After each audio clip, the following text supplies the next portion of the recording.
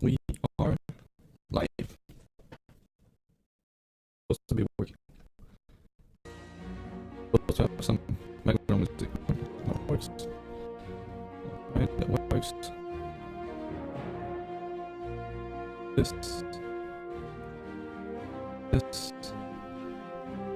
Everything seems to be working fine.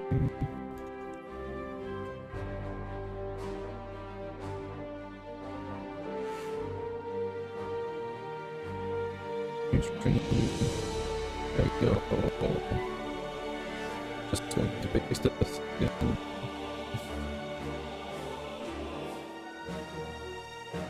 That's here.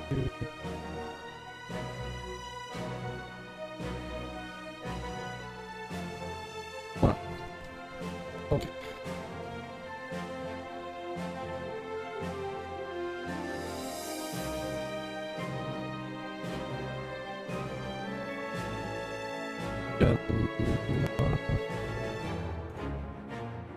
Here as well. It should be.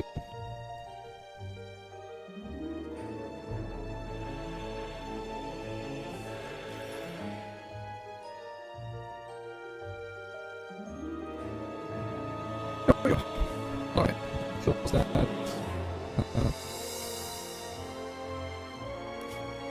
Okay, that's okay. We're setting decent amount of stuff there. Oh. Right. Yep. So, I'm going to start tonight by finishing an arena run, and then we're going to do some theorycrafting for X symbols. The new format is going to be starting December 5th.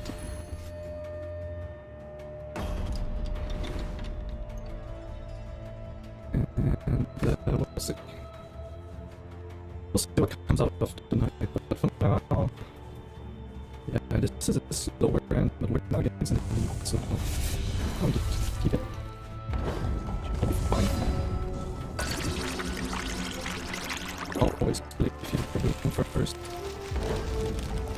Here we go. First.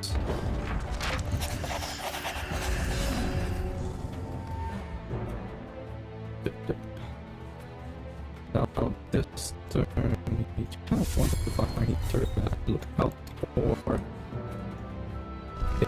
spider.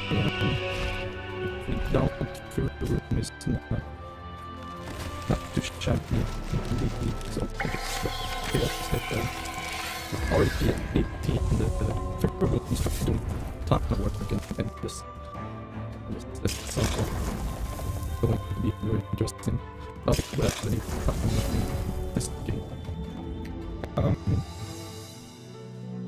Do we need spiders?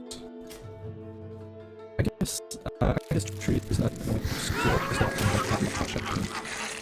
Would be nice protection. Oh, we've got to look out, so we're going to do that for sure. And there's such tree spiders, I think, in 24 or 25 hours now. Hopefully get something about this one.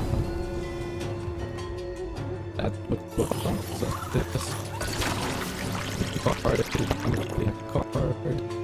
So we're going to do chaos. First fight chaos.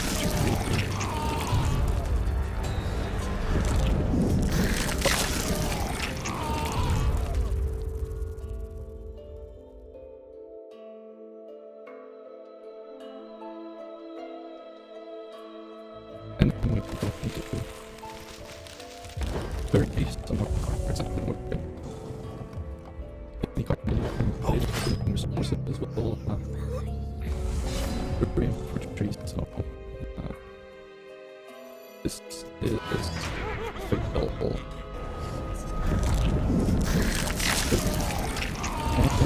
That's it. Okay. I think we're really well.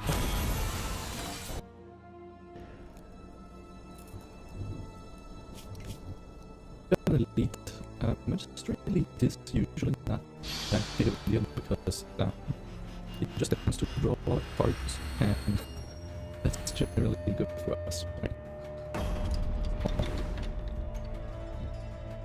About that.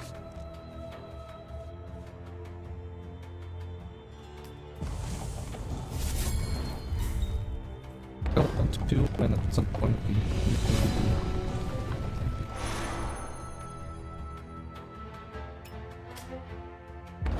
look out on 2, and I'm going to replace targeting on 3.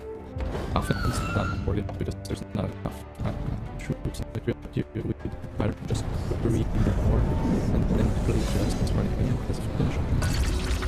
So, we can change my plans if we give up this software. If it's not removed next turn, we can 3 reactions.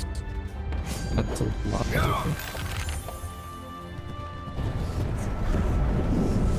That 3 card is really. Alright, so we didn't get a fear boom, but we should be quite fine. And this... Yeah, I don't think we'll want to draw cards because we have everything that we need, so just go to the as much as possible this turn. And next turn, we just start running and then the game is going to get turn 4 or 5. We get a 3 or 8 troops in the grid that we got 11.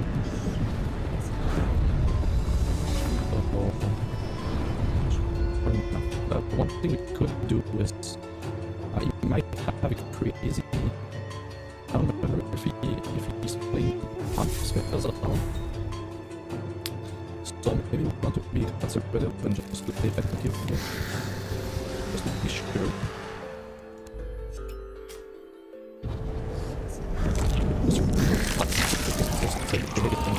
Often it leads us to have a very nasty turn because we're ready to do everything. Okay, give me a second, now I'm going to fix it.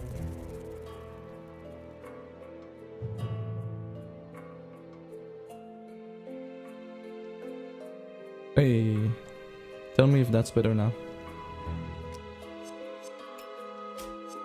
We give you... It's still getting for the delay, but the microphone should be fixed now. Ah, excellent. So, yeah. That should be okay. Passing the turn, and here we go. That works like a charm.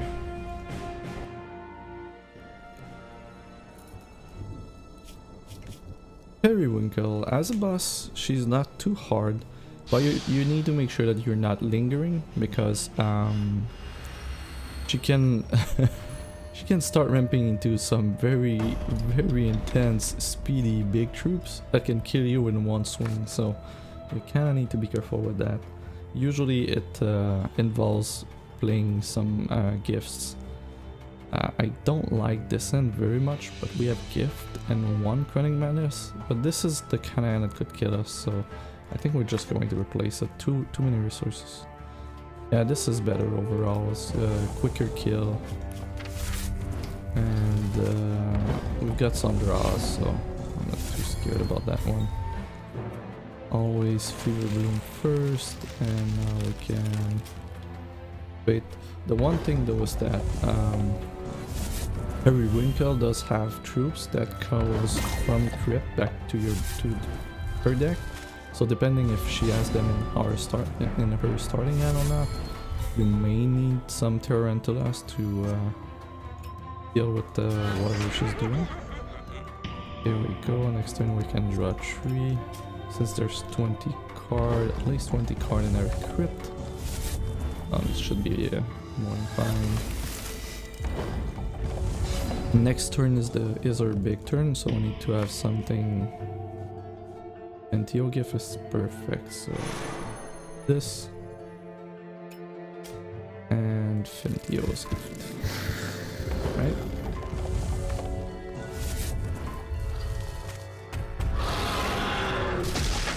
Yeah, double Crocosaur is a very nasty turning game.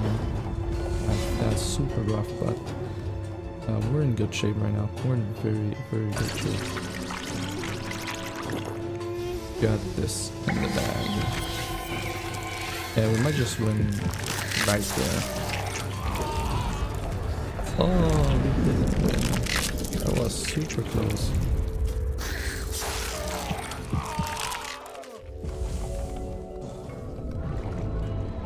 It's going to go very wide. Oh, that was...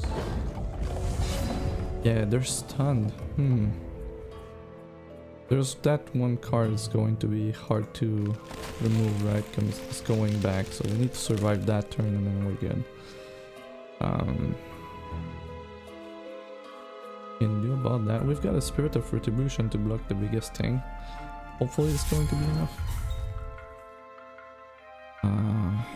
There's not much point in playing Warberry. Okay, that's fine.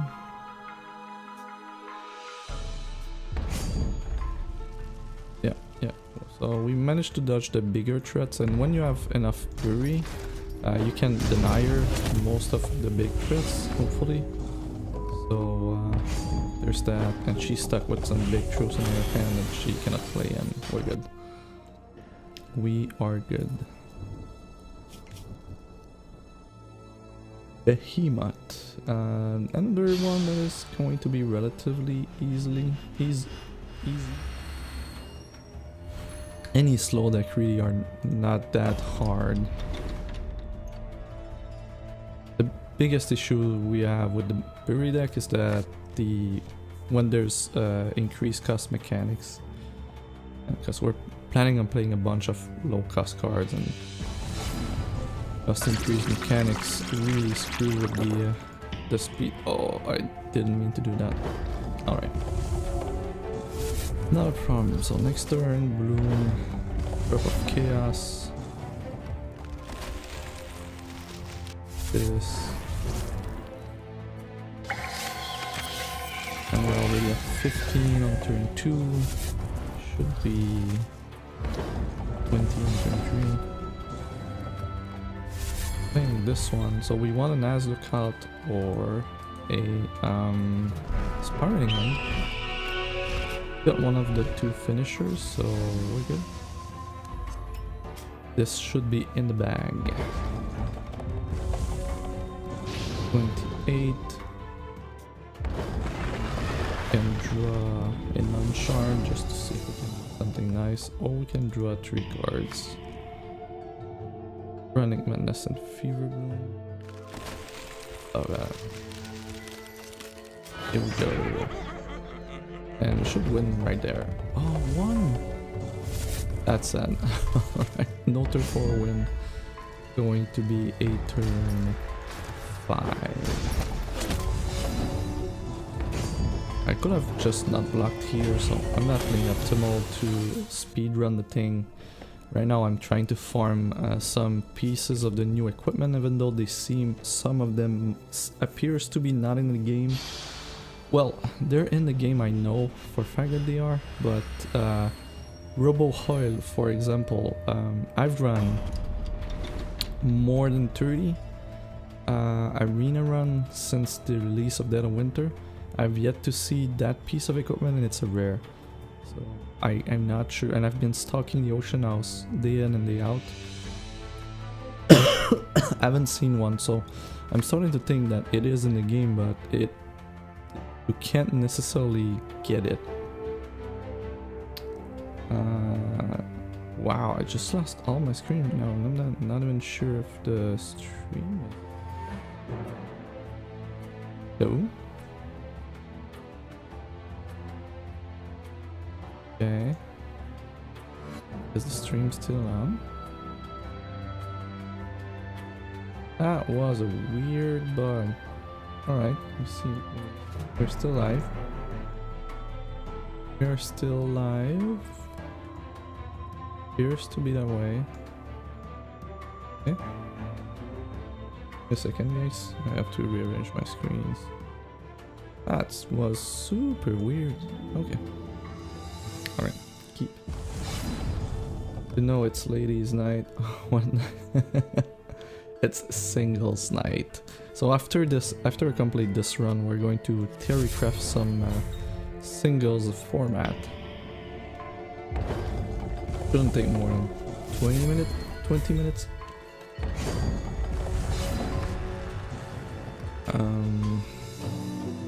Yeah, we're going to go with a sapphire here. At this point, next turn we kind of want a shard and a fever bloom. That would be ideal. And then we would have the win. Or another Naz lookout will do the trick.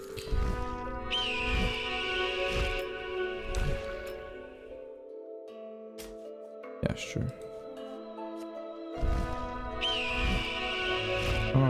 Okay, we've got the shard. Let's not be too picky right now, we have 2 Naz lookout already. We're fighting in the lead, so maybe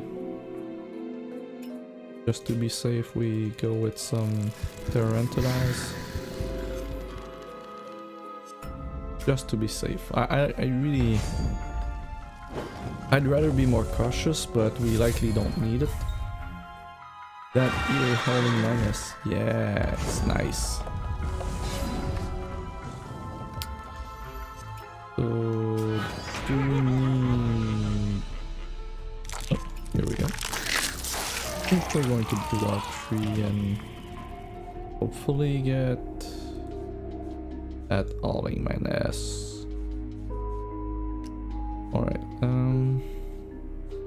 yeah, I don't want more Tarantalize in his deck though. Just going to wait. Every time you play something, we bury 2 cards. We're still going to win that super fast. Likely this turn.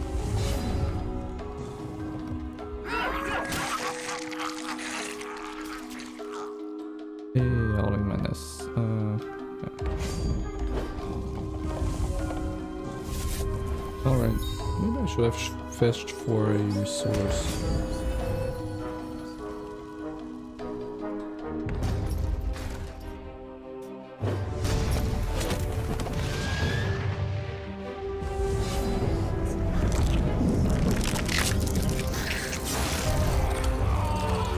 Hey, we play this. And here we go. Alright. So the point of this build is Naz lookout or Spiralian is the win con. And since we're playing 8 win conditions, we always find one. We just always find one. I've seen a lot of builds not running lookout, but I do feel like it is if you want to go the optimal route, I think it's a mistake. But the shell is so strong that you just don't even need optimal, and it doesn't really matter that much. It's seconds in game and a very small percentages of gain and loss, so overall it's not too big of a deal, but I do feel that Naz lookout is a win condition and not just a bury card.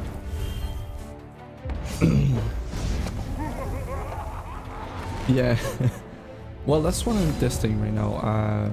On the forums, Koro was mentioning that he really liked it, using the Howling Madness with the equipment, and I'd say so far that I traded them for the Blaspheme for the Howling Madness, and I'm still happy with the change. I'm not quite sure if it's better or not. At this point, I think we do want to play Fentio's Gift.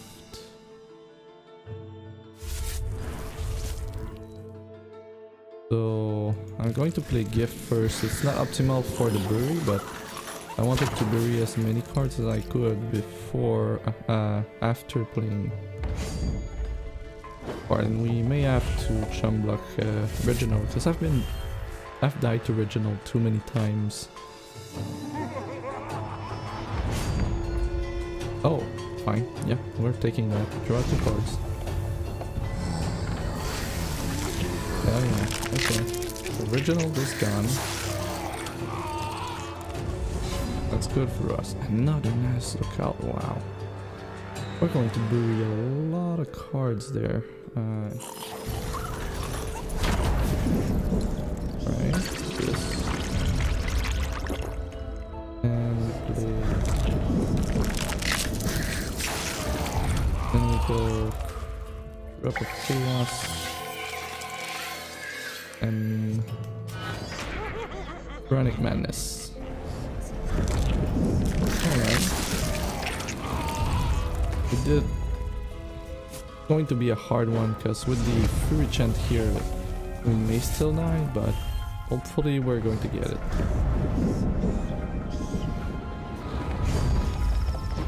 Yeah, that's perfect. One card, so we'll just play a shard and that's it. That was a bit closer to what I wanted, but we're still able to pull through. This is the last elite.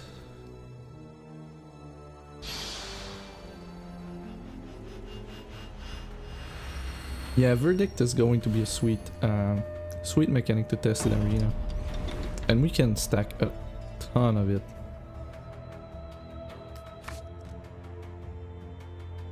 So more often than not, you do want some amount of Fentios Gift in this fight, just because of the ancestors chosen. That tends to negate any bury that we have. This is very strong hand, so we're keeping it. We get to go Fever Bloom into Fever Bloom with a Cult of the Nameless City, and on turn 3 we should be able easily to have 20 cards, or we just turn 3 Spiraling in. And if we're going to do turn 3 Spiraling in, I'd rather do Drop of Chaos here to have more cards in the crypt. Now there's 5, 6, 7, 8, 9. Wow, okay, there's a lot. That's perfect. So it's about 11 bury plus this one here, that's 4. So 22 and 34. Wow, okay, so that was 12 in the crypt, and likely next turn we're dead. So I just want to play this, and it should be good. Yeah, more than enough. Okay, that's fine. And Princess Curry. That's the random factor here. There's not a lot of decks that are prepared for Princess Curry, but we'll Hey Dark, how are you doing tonight? Going to do some singles Theorycrafting tonight after this fight. Curry Elite, Cult of the Nameless City. I really want to have a starting and pact with at least one win condition because of the this constant here that tends to change anything that you draw. So you really want to start this fight with what you need in your hand, and then you move in from there. And we definitely have what we need right now. So first turn Fever Bloom to Nazocult, turn 2 is going to may end up on turn 3 kill, but it looks like a turn 4 kill depending on what else do we draw, but it's super strong. Already at 16 here, opponent's likely going to be playing at least one card, playing a shard. There you go, 2 cards, that's 4 bury. We're already at 20. We're going to 20 draw. And on oh, -1. I'll take that. Thanks, Curry. Darn. Can do this for 3 more. Yeah, not a turn 3 win, but yeah, just Fever Bloom and Nazocult is nearly as strong as Spiraling and win condition in Bury deck, so I really can't see us cutting. Hey, look at that. The spiraling end that became a Menace Pact. That's interesting. I'm still on the fence against the... I like them. And clearly we don't need the chest equipment on the Fentios gift, but I'm wondering what other cards are there that could be using the chest equipment to better use. Did we get the equipment I'm searching for? It's a rare trinket for Robogarl, and I think it's not in the game yet. It's not obtainable in the game. It is in the game. I got confirmation from producers that they had it, but I don't think you can get it.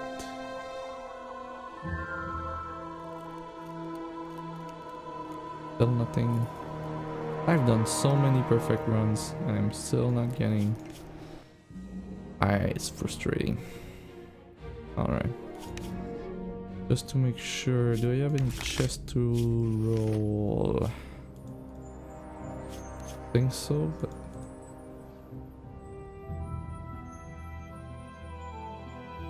Yeah. Fine. For those who are interested in the list I just ran, this would be the one. I'm always avoiding or iterating on my list, so right now what I was trying to do is replacing Blasphemes with Alling Madness, and I've been running 20 shards for a long time, but since the Dead of Winter release, I've removed the acorns to have a better critical mass of brewery cards. It works really well, but it was kind of low with 20 shard base, so I kind of like going back to 22. Yeah, Robogarl self-brewery deck, and I'm fairly sure we can devise a combo kill with it, but I really want the equipment. No one has it. Like, as far as I'm concerned, as I know, the only people that have it are the producers. And I've done, at the very least, 30 runs of Arena, a lot of perfect runs. I even fought 2 Zakirs, and I've yet to find that piece of equipment. Like, the new equipment for the new set in the Arena are so rare. I've barely managed to get a couple pieces of common equipment from a new set, so not sure what's going on that, but that's way too low. Like, if in 30 rounds I was only able to get like 2 or 3 pieces of equipment for the new set, that's not right. That doesn't work at all. Not farmable. Unless they added a special encounter that no one knows about yet, and that drops a ton of equipment, but I'm really sure they didn't. Alright, so what we wanted to do tonight is start preparing for the singles night, the new format that's going to hit on December 5th. If you want more information, you should be looking at the Friday update of last week, where there's a bit of information in there, but the principle is very easy. Going to be yeah, it's not on X price, so I know it was never sold on the auction house, and I ran a ton of runs, never seen it, and as a matter of fact, there's very few new equipment that are coming out. The new equipment that were added to the First Ring Arena are, even the common ones are rarer than the previous legendary cards and equipment. So maybe it's just a matter, it's just because they added to the loot drop table and somehow it's at the end of the table, even though there's lower rarity. I don't know, but something is not right with that. I'm going to open a forum post on that eventually, but yeah. The hardest thing to get in the game right now from the new set are the equipment in the First Ring Arena, the new ones.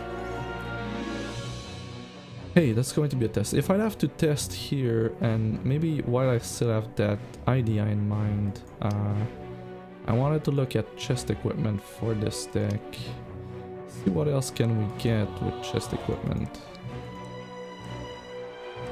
Because we don't need Ventio gift, and most of the time drawing the card here with Fate Weave, although it is great, I haven't been in many situations where, you know, I really needed to draw a non shard to survive, or a shard to survive. Like, if you already have 2 shards, you can play anything in the deck besides Spiraling End. So, like, it's good, and it's likely better than Blasphems at this point, I think, in my testing, at least for this build. But what if we have a better way to use the socket here? That would be cool, right? For rarity, we need something that costs 1 or 2. Definitely not 4.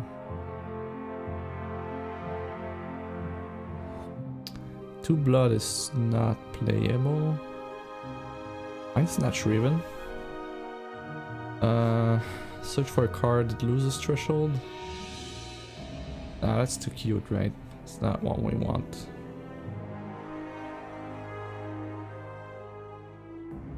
That's not what we want to see. Well, ZX Judgment, when you play an action verdict. Oh, this turn. Yeah, it's not good enough. It would have been permanent, maybe?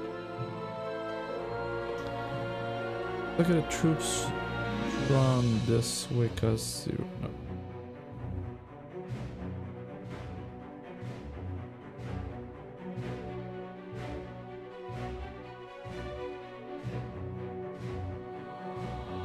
You know what, it could just be, if we're in the business of drawing cards with a chest equipment, I think I know what we need to do. And it's going to be way better than Hauling Madness. I don't know why I didn't think about that before. We're in the business of drawing cards, there's one card in PvE that is way above rate. For any deck.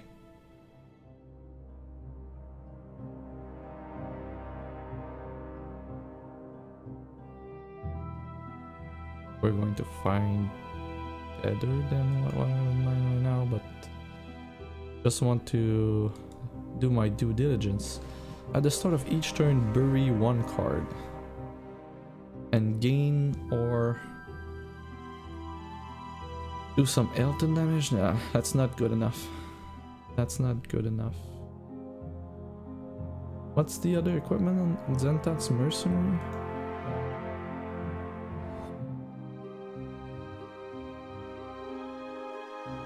That's Mercenary, that's a new card, so...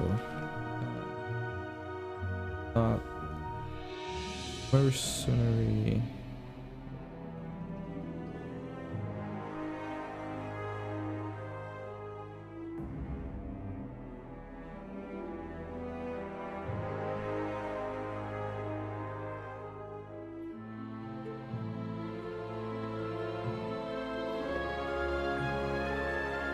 Isn't that coming out on TCG browser?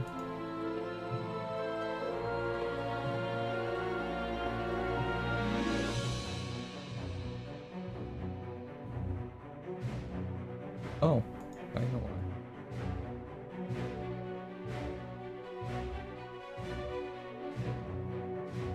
That's super neat.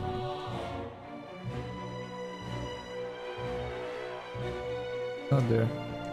Okay, I'll have to check. What's the other equipment for this guy? No, cost 3.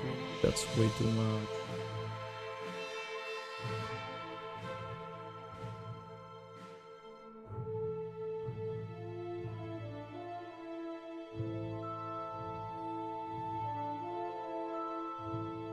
Pot of Sugar is kinda nice. We could... No, Succumb to Madness is 2 blood, so we're not playing that.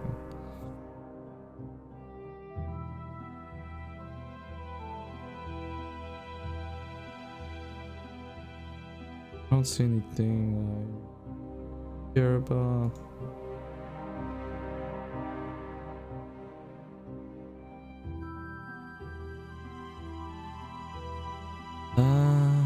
Oh, that's the +2.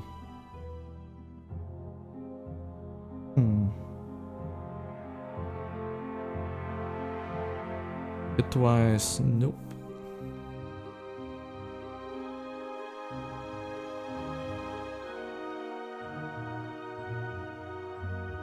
Could be Mind Call, but nah, that's not what we want to do. We're not a control deck, we're just going, oh, refute -1 cost. Ah, 4 cost, no.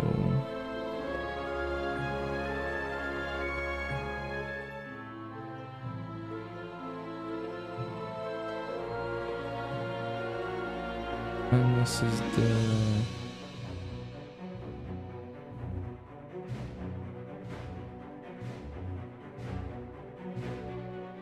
Wait, did I miss it? Was that not a chest? Hat? Jacket? It was a chest, right?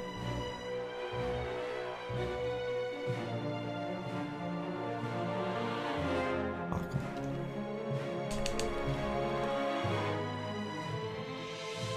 Was it a chest?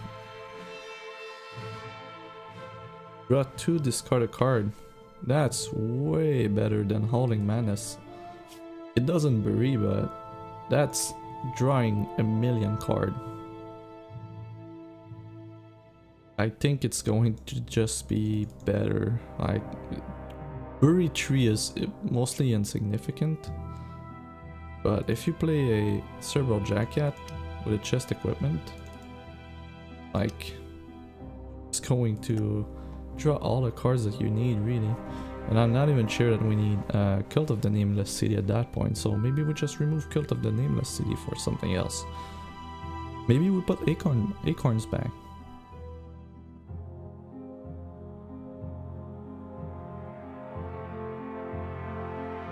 Maybe we go...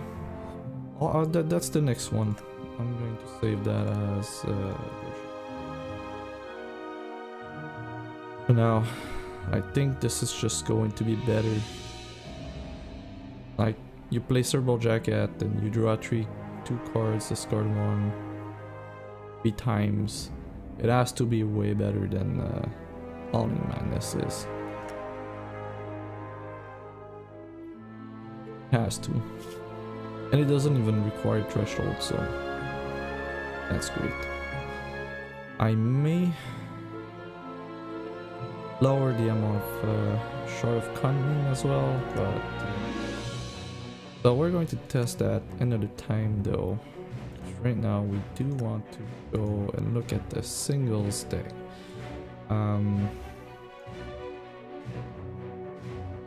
Yeah, that the first one that I thought I would try to build is the Candles deck, because there's a lot of Illuminate cards and they're all mostly fairly decent. And I know that singles format usually ends up being just good stuff, right? And if we're in the market of good stuff, just good stuff, it's likely going to be Blood Wild. But I did want to see if we could just have it go wide and go big deck here. And I think that the curve might be too high, but I wanted to start test with that. And if there's anyone on the stream that wants to start testing singles, give me a nudge and we're going to fight together. But for the most part, we're going to test that one in the arena. What I'm trying to get out of testing in the arena with singles deck is I want to see how the deck behaves just as a curve, and I want to see how the deck behaves under pressure. Like when you're behind. or when your opponent goes wider than you, even. And if we're able to do decent in the arena, it means that the deck at the very least should be fine, well tuned for first pass in the new format. So this should be okay. There's lots of double threshold cards in this list, so that might be a problem. We'll see. Here we can fetch a resource, and we already have a decent amount of candle producers in hand. Second turn we go Acolyte of Flame. Third turn we can runic can. I think we go with Incandescence here. And third after that we go Acolyte of Flame. We're going to get to be dead super fast. Yeah. This on a Candlekin. If we draw a resource next, we might be out of it. Going to be tight though. We need a diamond threshold. That would be ideal. Aye. Ruby. Candle.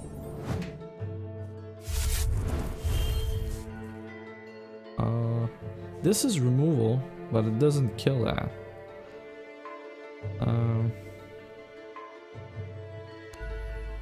Could go with a Candlekin. And we go super wide, and next turn we attack with Eliminate 3. Yes, that's the plan.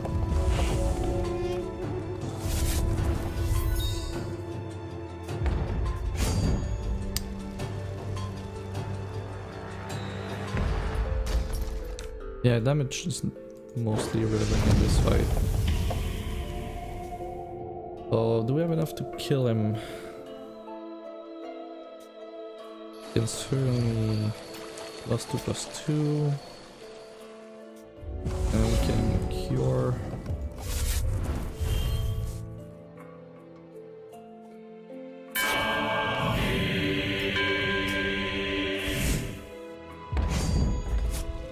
Nice. No! Okay. That's good. Alright. Now that was really good. Like, if we're playing singles and we can consistently do something like that, we're going to win. Because in singles, consistently being able to answer that kind of stuff is going to be super hard. But we had two of our best eliminated cards, so it might not always end up that way. The other way we're going to win is by doing some momentum type things. So I really just wanted to go wide and get some early threats going. We're going to glance for a resource. Next turn 3 we could hero attack with wax shot.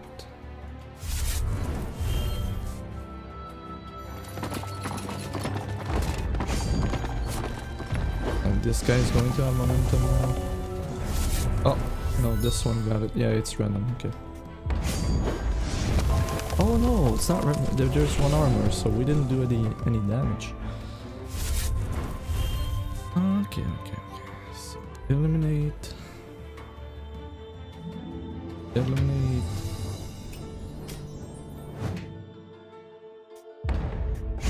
This can attack and this can attack, and now we're going to get some more momentum going. Next turn they're going to be invincible.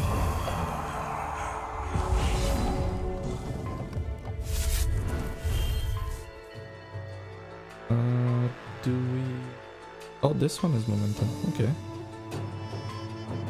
Kinda want to go with this. Go with this. And I know we're going to get it again next turn, but these guys are now invincible, and we're going to get some momentum going. Next turn everything will be invincible. I don't have a mass removal, so disappointing on this and this.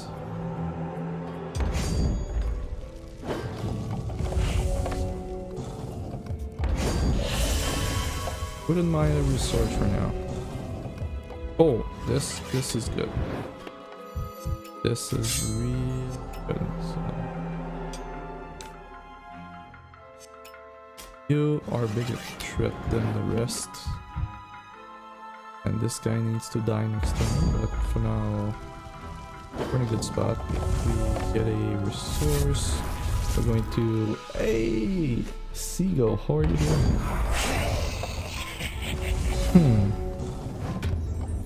Kenderkin. Play this. I think we're eliminating again. No, that's not eliminate, right? Going to Justice. This guy. And then you got momentum. And then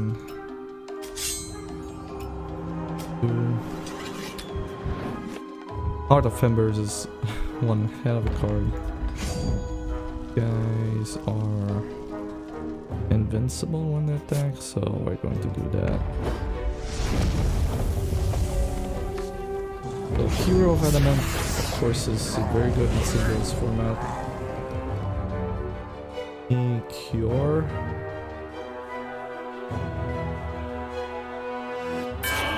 Get everything ready.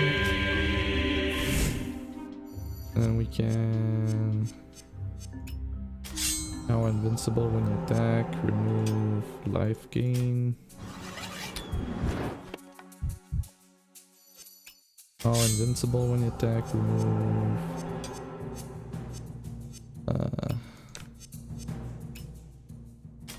this flying dude. And attack with everything. Okay. Right now this singles list is doing pretty well. So it works as planned, right? You're playing Candles, so you, and a bunch of low cost troop to go wide, and we have some amount of removal to go along with that.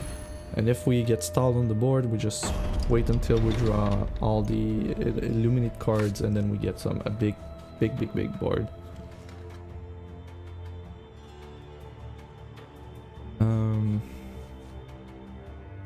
Yeah, Berserker is very cool in singles because going to ramp up charges. Oh, and we've got Scion. There's so many like must kills card in there. That's funny. It's singles format, but this deck really packs punch, and it has access to some of the best removal as well.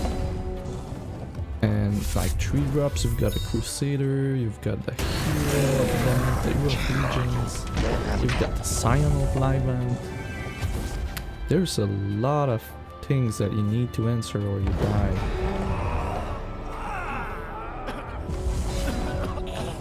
Sky Captain is another one. Like if you don't answer Sky Captain, you're just dead. Not even close.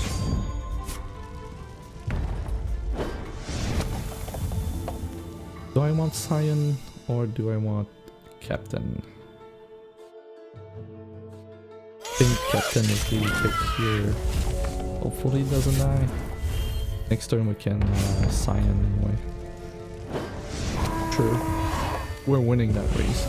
100%.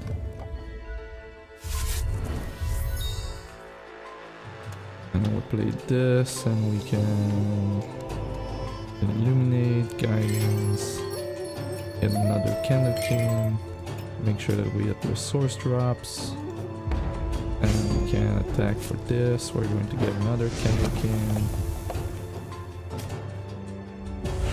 Like This is some powerful stuff. Wow. The other deck has to be doing something very, very strong to just like compete with that. That looks super solid. Like the first, when I saw that the singles format was only 60 cards, this is the first thought I had, because 100 cards, you cannot do something like that. Because there's too many cards and it's too high variance. But 60 card even in singles, you're just going to take any of the top archetypes in constructed right now, and most of them are going to be fine. They're just going to run a few, you know, worse cards, but for the most part they're going to be the same thing. I'm fairly sure that once we're done Theorycrafting this, we're going to go with a blood wild deck, and it's going to be a lot like most of the blood wild deck that we've had so far in constructed. It's not going to change anything. And they're going to be super strong. So here we want our Ruby Threshold, Hero of Legion with Candlekin. And I'm attacking with, why not? Another Candlekin. Oh, I hit F10, but we could have played like ladders. And it died. Oh, that's a decent amount of removal right there. And we've got a bunch of Candlekins in the crypt. So what we can do is rekindle a bunch of Candlekin, and remember that oh, I have to think about that. When the Candlekins they become bigger, does their cost change? Because I kinda added that thinking that their cost wouldn't change, but now maybe it does when they grow. If it does, we need to remove the Kindle. That's not good enough.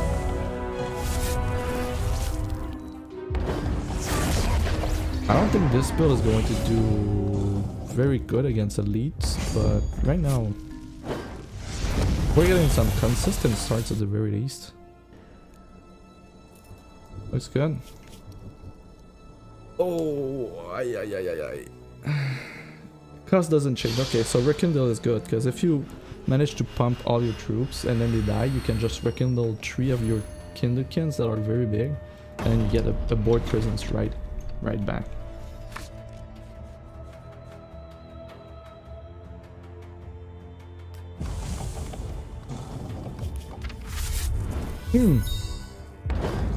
Okay. No. For a moment there I was startled, but we're playing singles, so Close Coffin doesn't do anything against us. That's funny. No! Wax Shot is so good on turn 1. Oh, we've got Sign. Initiate with Wax. Gotta bring to Justice for some big flyers. That's weird. I don't trust the AI when he does that. Okay, we need removal for that. We do have removal for that. Can we wait a turn?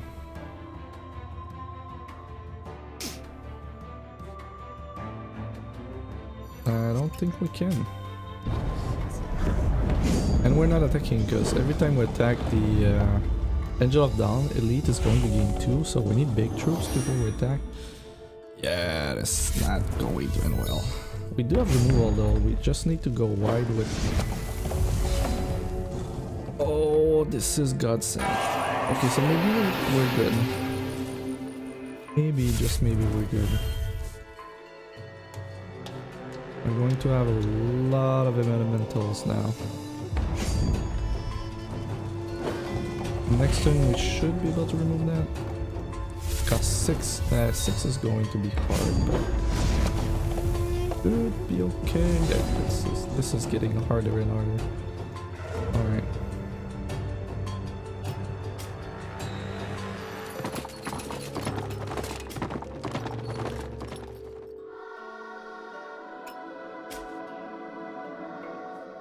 Next turn we can less than or equal to number. Next turn we can remove this one, but we're still stuck with this one, so we need another removal. And we can't attack.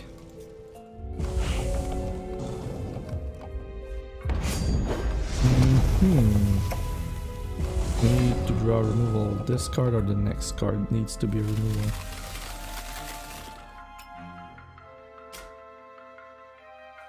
At least we can do this. Wait, how many do we have right now? 1, 2, 3, 4. Yeah, we need more. That works. Starting to get these things bigger. But we know that next turn we're going to get a non...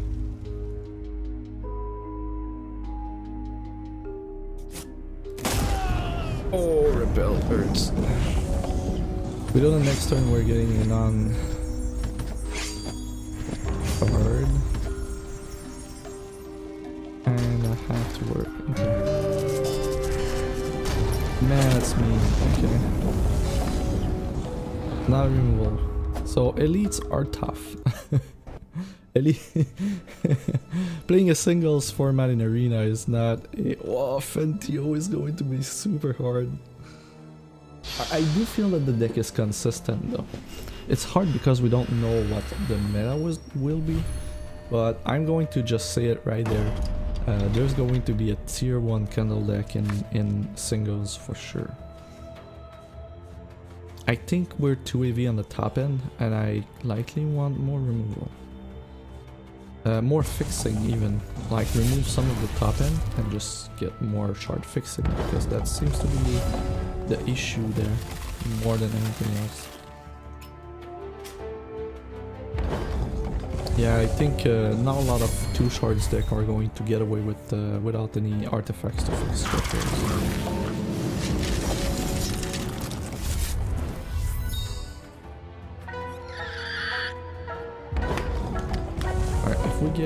We've got Cure of Lumos, and then if we get a Ruby, I'd be able to get away with this, but going to be very hard. The problem is that these two are a threat, but they're not as big of a deal as the rest that's going to come our way. So. Like this guy has absolutely need to die.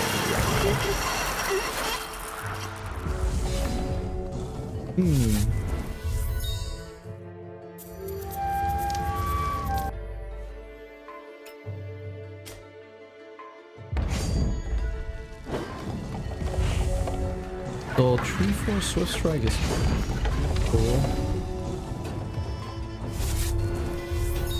Lady of Wax is definitely something good.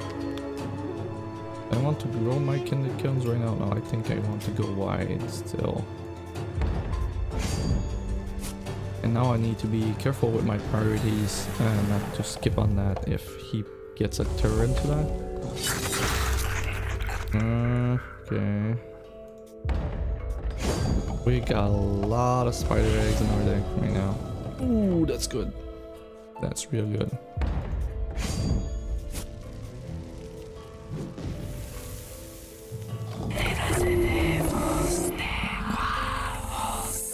That is real.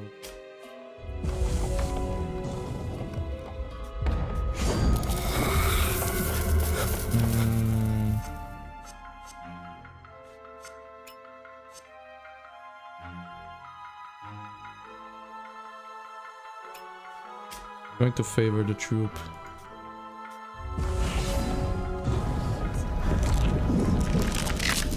Okay. On a resource, and maybe we don't get it buried. Just maybe.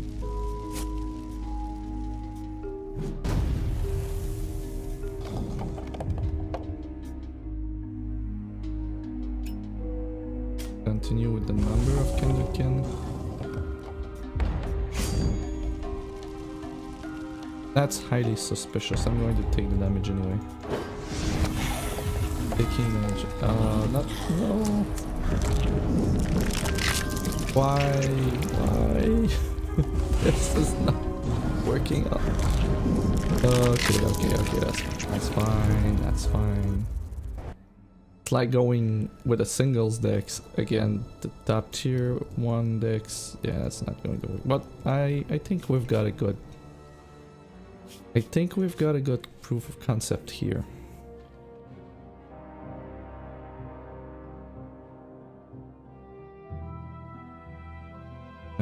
What do I like? Anything that Fate Weave is a must. Anything that fixes shards is a must. I don't think you're strong enough. That's good removal. Yeah,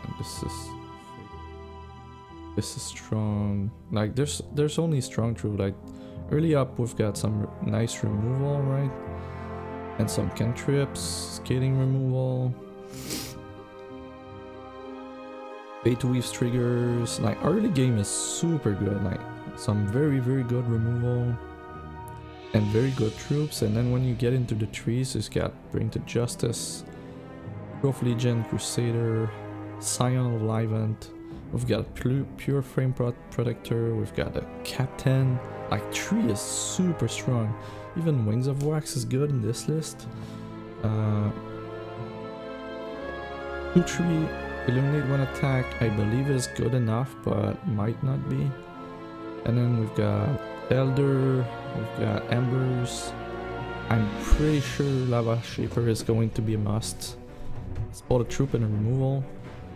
Lady of Wax, Livent, Dragon Speaker. Lumagat might be a bit ambitious.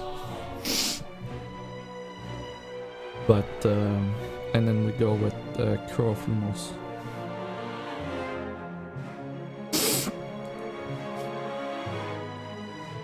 I don't know. What do you guys think about the 6 cost guy here?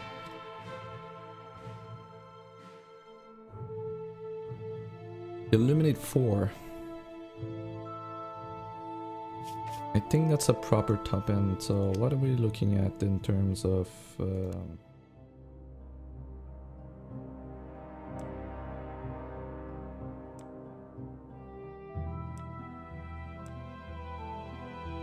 we want fixing, it's going to be artifact. What's the best fixing?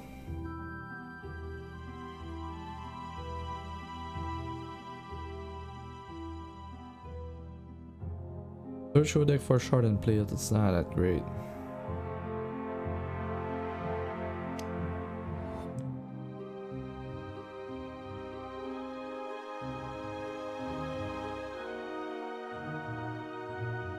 Gonna crush and we'll treat all I haven't done. Hey, thanks for the follow here. Thanks. Welcome to the team. Candle Crush. I'll look into Candle Crush. I just want Bubble is threshold fixing and Fate Weave. I love that.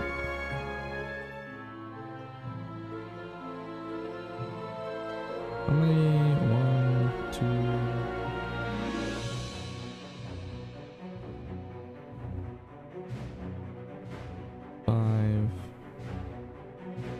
Not enough.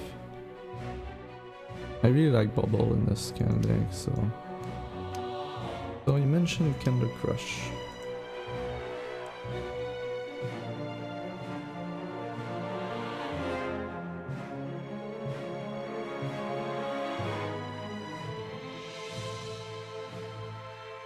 Champion or troop? Huh. I did not think it would hit champion.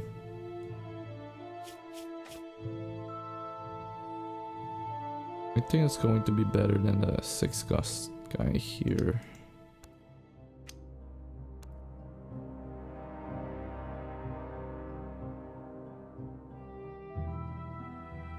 Yeah, we're going to have reserves, so we need to think about reserves as well.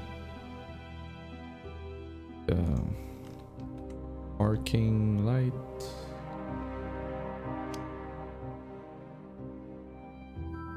Artifacts. We could be running Matriarch, but that's not going.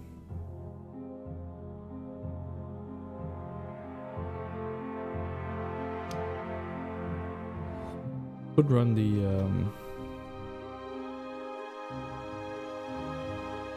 this is not a defensive build, this is pretty much an offensive build, but I could see removing the Bright Flame Paladin for something else, because the card quality is super high right now.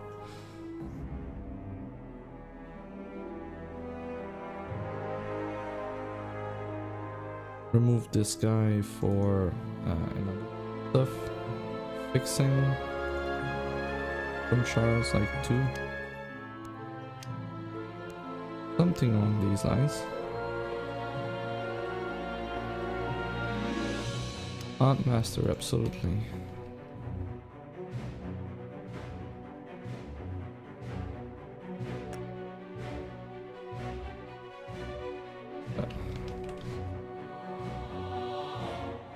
Oh no, it's not. Yeah, we don't have access to Skies of War, do we? Yeah, we should. I don't have any.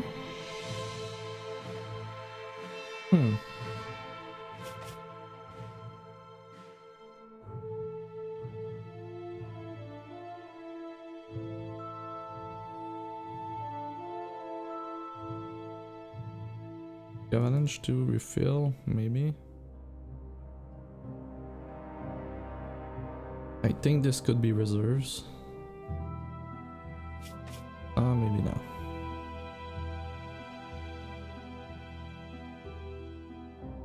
Was that? Yeah, that's the one. Sunlit Vengeance, likely.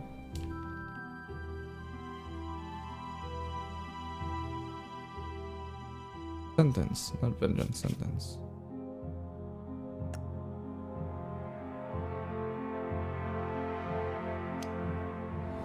A pretty cool little aggressive list right there.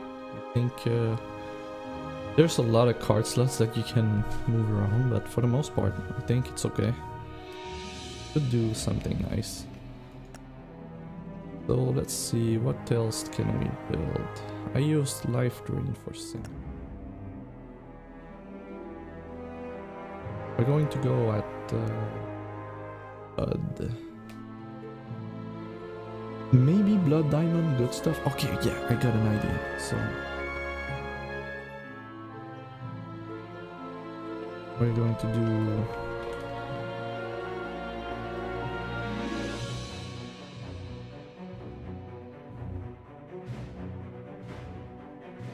and this is what we're going to do.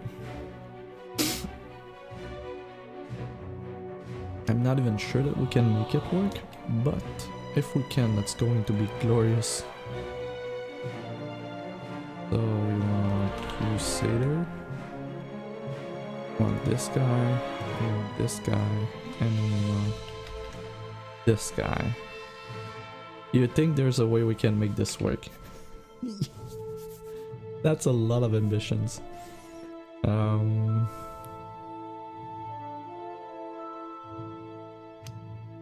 Okay. Fuck it.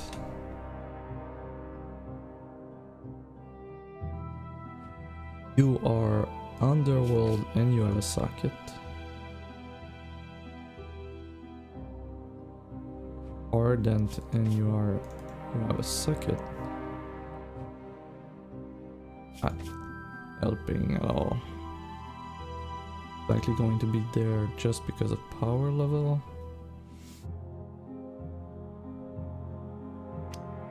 I feel like there should be more cards than that.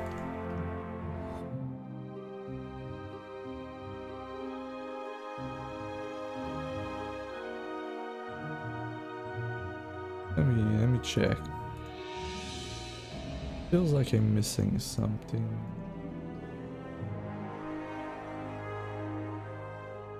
Oh, I got, yeah, in these shards maybe that's it.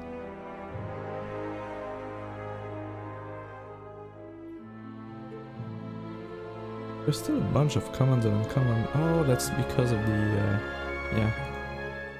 Or commons and... Yo, wait a second. Oh. Huh. They're just behaving super weird. Let's go Ardent. This guy has a socket, and it's an Ardent troop, so we could play that. Yeah, Shard Call was already in the list though.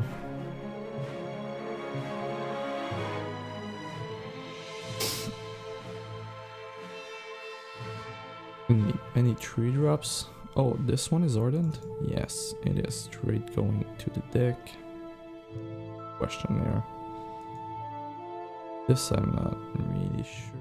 Good enough.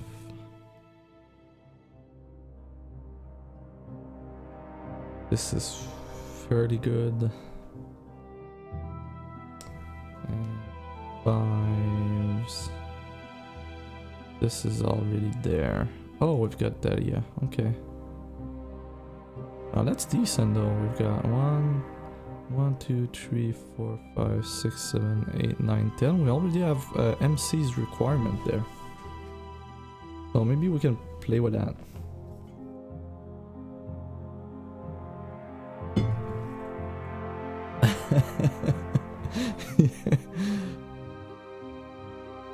Mama Yeti plus baby Yeti.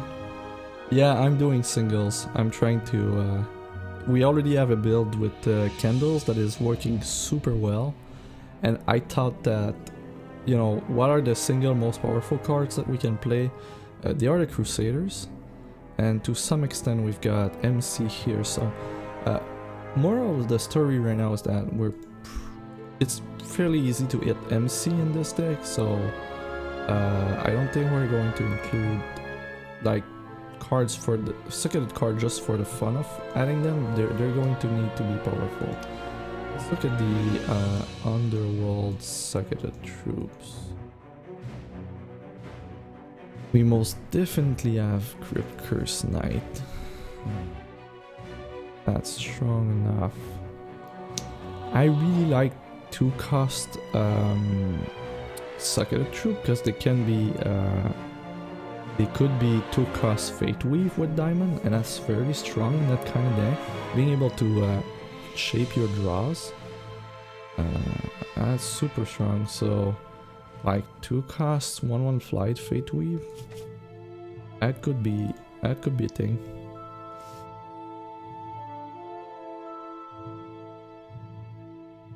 Just in, yeah, there's not a lot of seconded troops in Blood at that point. But we already have most of the seconds we need, so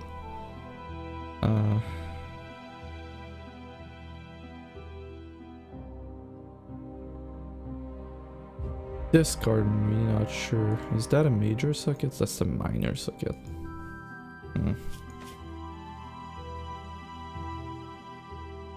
And this one is kind of nice though.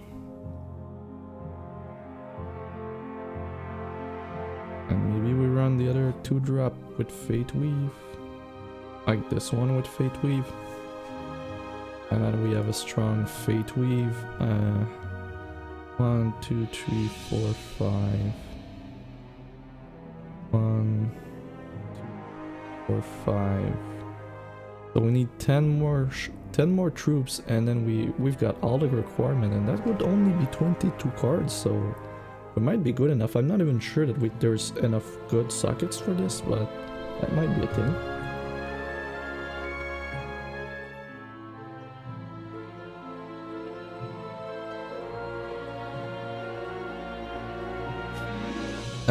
That might be Waffle, that might be the thing, but even then, like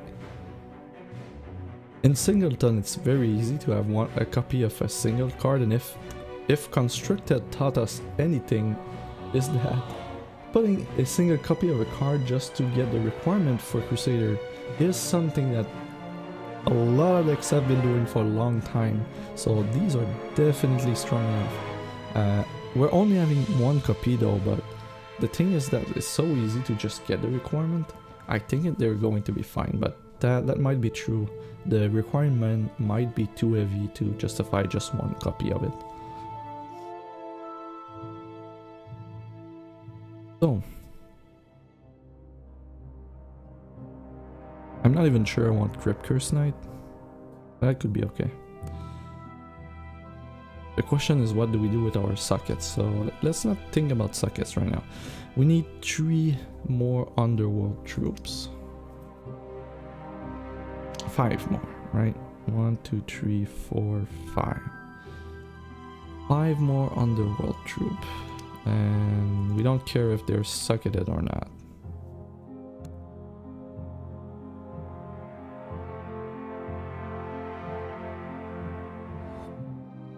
We don't care if they are socketed or not. Oh, maybe we should extend him. Here is going to be, yeah, easier.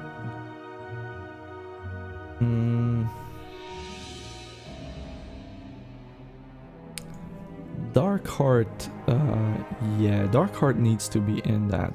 I was just looking at, you know, overlaps between MC and the Crusaders, but yeah, Darkheart definitely needs to be in the list.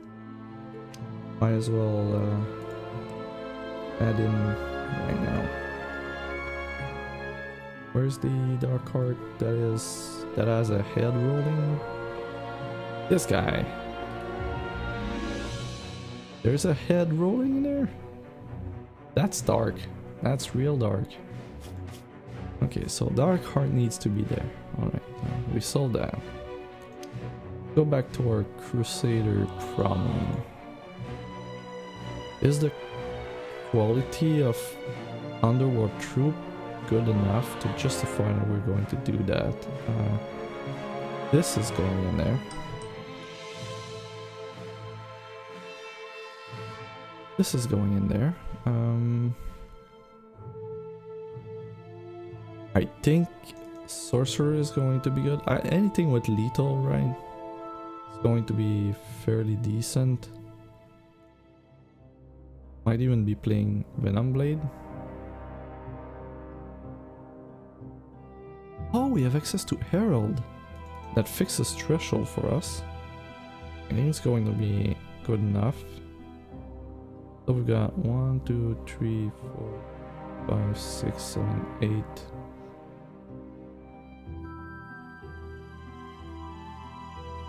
5, 6, 7, 8, 9. We just need 1. Mortem or Dead Cells Rider.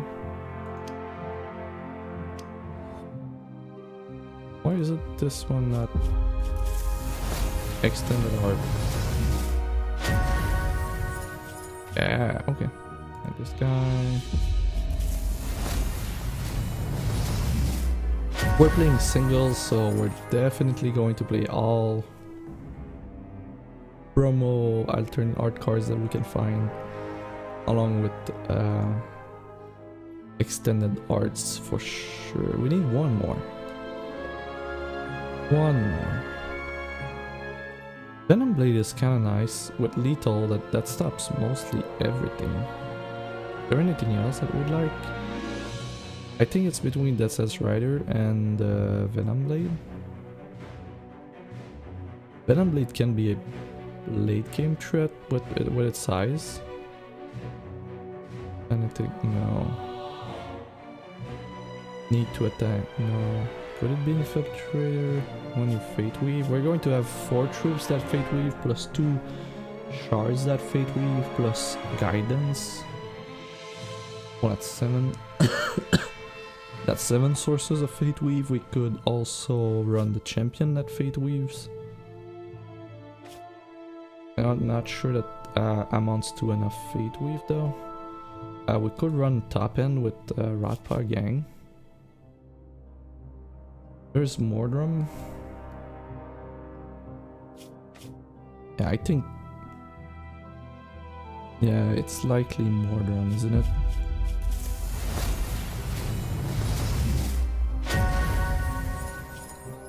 Ooh, there's Eds. Okay. It fits with the team. We could go Dead Seeker. Dead Seeker, once you have a few troops in the crypt, could be fairly decent. But I think Mordrum is going to be more pain in the ass than the other ones. Going to figure the sockets later, but So technically, no more cards have empty seconds. Okay. We're still missing Ardent. So 1,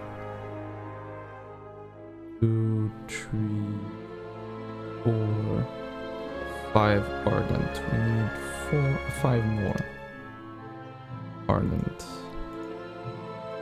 And then the rest would be fixing, removal, and card draw. Ardent, we have some very, very good choices. God, choices are better. Like this. And Hero and Fighting Guy. We've got Poet here. We've got Protector. It's so easy. Like, we've got a lot of choices. Could go even Llama Herder if we want. Is there anything else?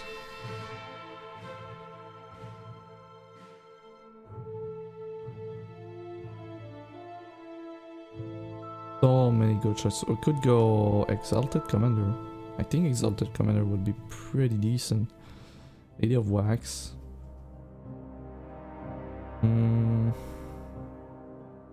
I prefer keeping it lower cost.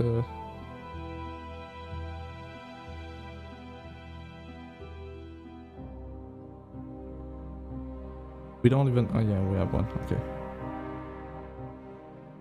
Llama Herder, I think,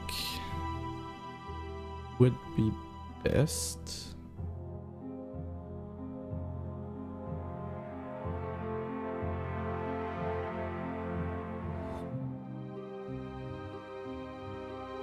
Am I missing something with eye rarity? This will already have Exalted Commander. Yeah, that might be too hard on the thresholds, but right now we don't have any double blood threshold. So that could be okay. Right, so we've got our two... Only 24 cards in the deck, and we have MC's requirement done. Like, we can even go with things like...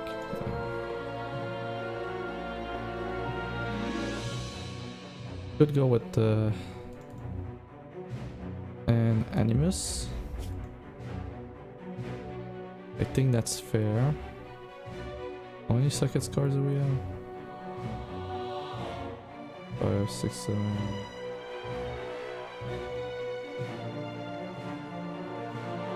And 11, 12, 13, 14 cards with equipment. So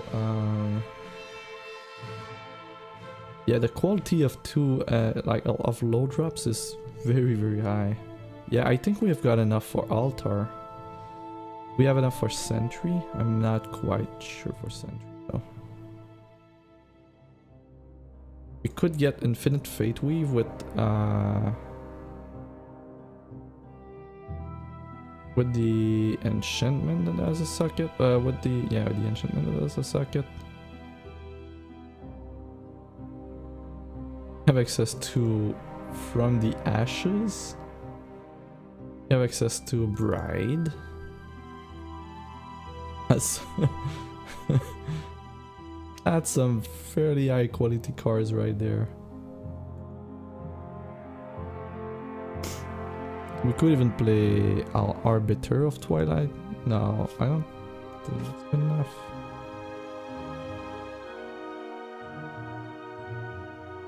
Card quality is there. I'm fairly sure that Corners of the World is going to be very strong, but it depends on how aggressive we can get.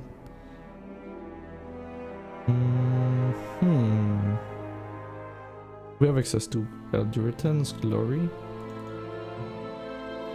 and War Wipes. That's the top end. The 8 cards is going to be bad. Done it here.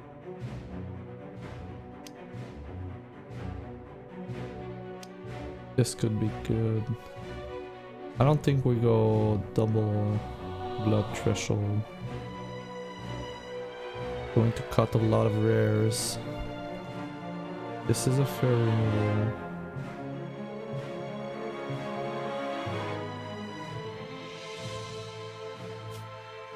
Five life drain flight though. It's going to steal a lot of games.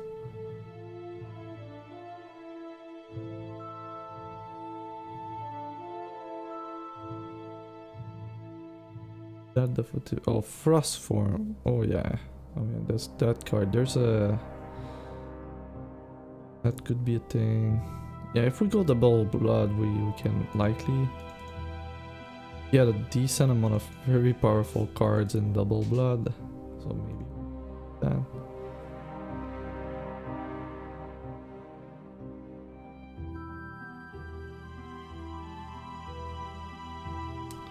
Delver, void 4 card target opposing champion's deck. Put into your hand. Ah.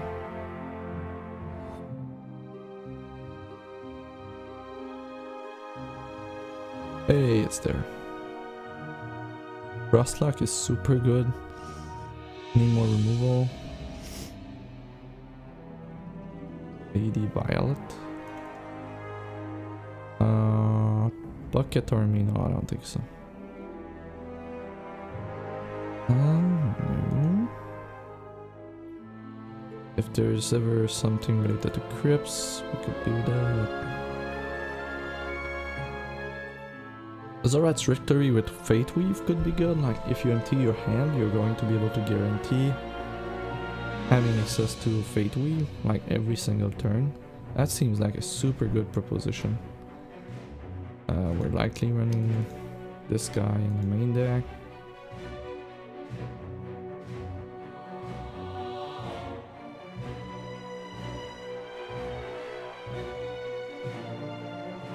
Empire Prince, yeah, there's nowhere we go with two. This might just be good enough.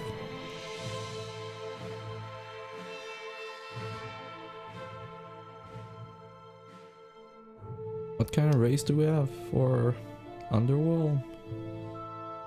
Yeah, not enough to justify here. Hey, we've got Hero Follow. Likely making the main deck. Even though there's only one copy of each card, this is still prime time removal. Could be a Still and Tail at some point.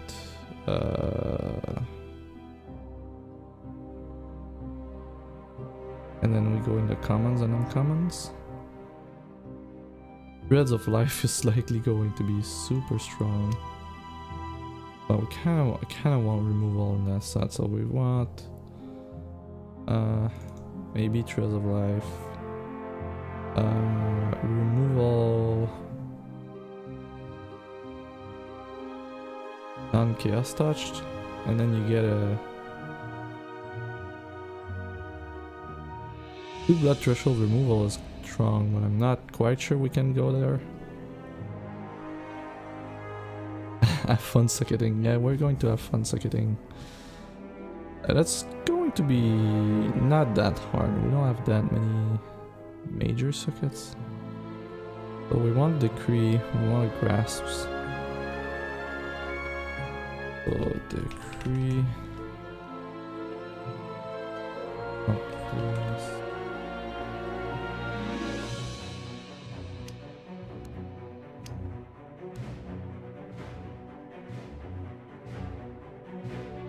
We want Massacre in our main board.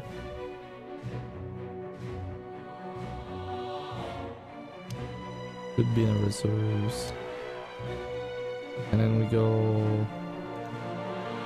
Got 1, 2, we've got tree removal, some amount of lethal troops, some amount of evasion, 2 team pumps, and 2 ways to get troops from the crypt. We can adjust the numbers of removal now, but I feel this should be okay.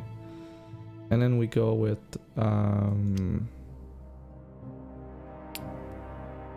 artifacts. That costs. We want a bubble, and we likely don't really have a choice and go with tears. I think bubble and tears are going to be in every single deck.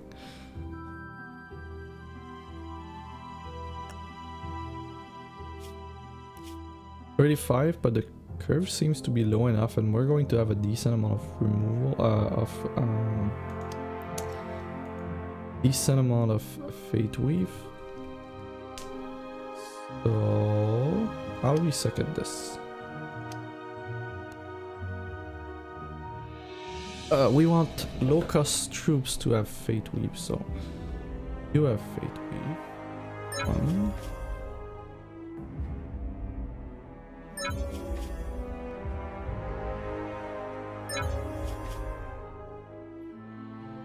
I usually like to have +2 defense because you have mobilize, and mobilize with +2 defense is so hard to deal with.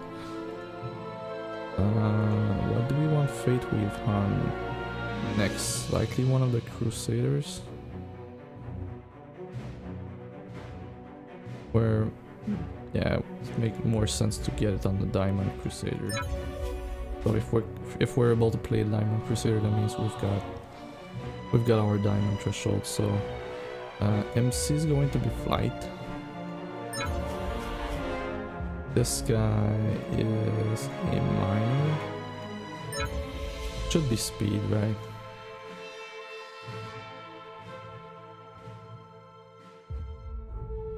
Get +2 defense.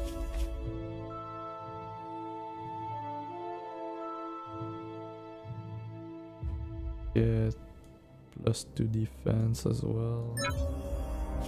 So we've got 2 +2 defense left. Guy is a major, so he's going to fly. After that, we're going to get you to... since this one grows, I like getting the... when it dies, it creates a troop. You fly for sure. And you fly. So that's 4. What do we put in MC? And what I really like to put in him is +2 defense and +2 attack, and we're likely going to have them, you know, make a troop go away, and it's going to be a 6/6. I think we're good with the sockets. It wasn't too hard. Yeah, that works. Okay, that wasn't too hard.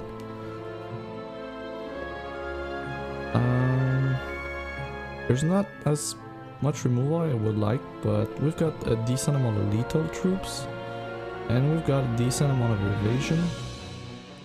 The question is what champion. I'd like to draw a lot of cards, but there's not a lot of card draw champions in there.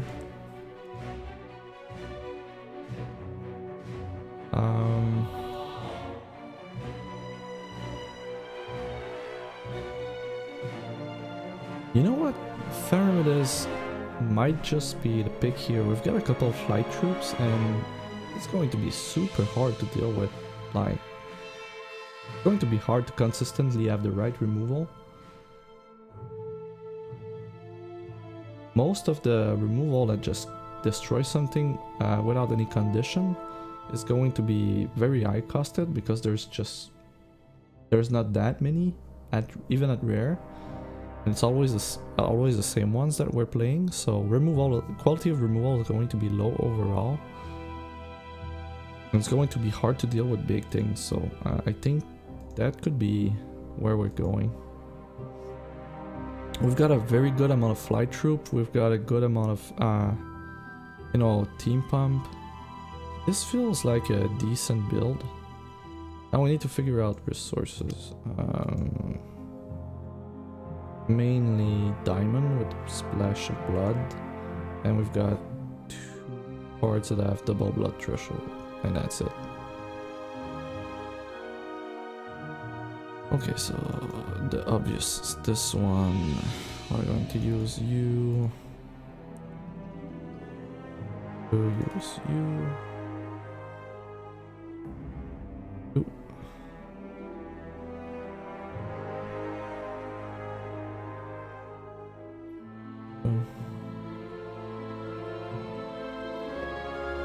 That's the usual suspects. Do we want the Icar? I think we do. And this we do. I don't think we're going to be in the market of Portal, but that would be the extent of the fixing we can get. So we've got 1, 2, 4, 5 sources of everything. Need to get a lot more diamond. Blood. 5, 12. I think I'm going to go with 13 sources of blood. 14, no. Oh wait, that's right. Something like that. Aesthetic sleeve. White blood sleeve.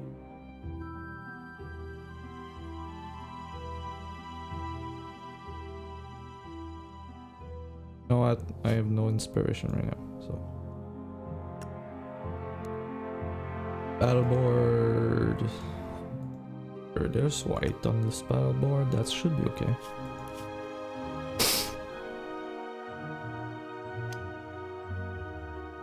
Alright. You're out. You're out. Let's just say we're going to run like that. Like, reserves are going to be made after testing to see. After we find out what's good, we're going to create a reserves. That's going to work with them, but for the most part, we're going to test that.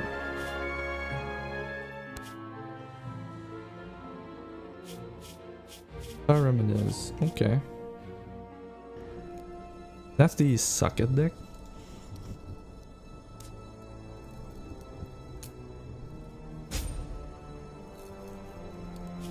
Going straight into tier 2.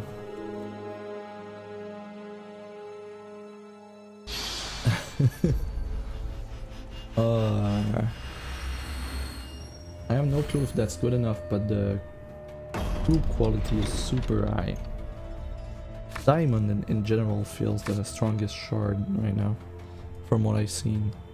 But I need to experiment with Wild and Sapphire more.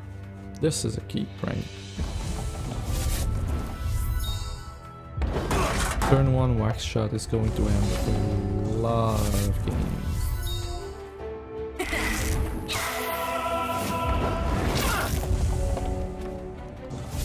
So what's the next one? The next one would be Wild.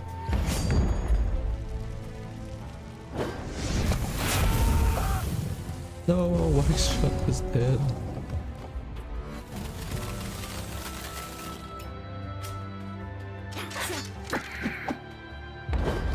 Kinda just one more shards. Yeah, 1 tree with momentum is so good. Going to create a lot of problems.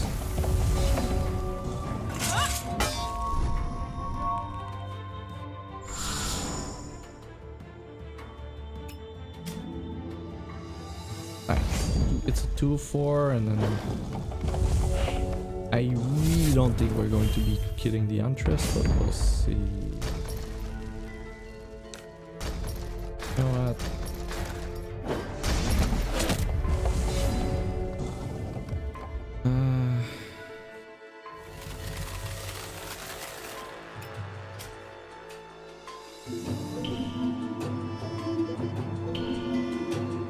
Shard.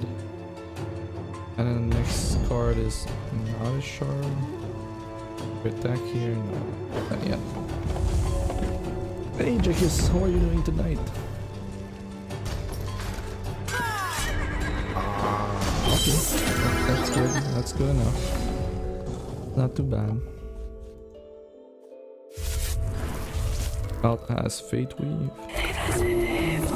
That's good. That's really good. At that point, we're going to start attacking. Alright, not too bad.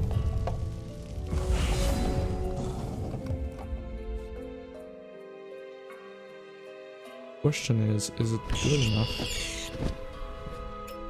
Uncharm, top, triggers momentum, create another threat.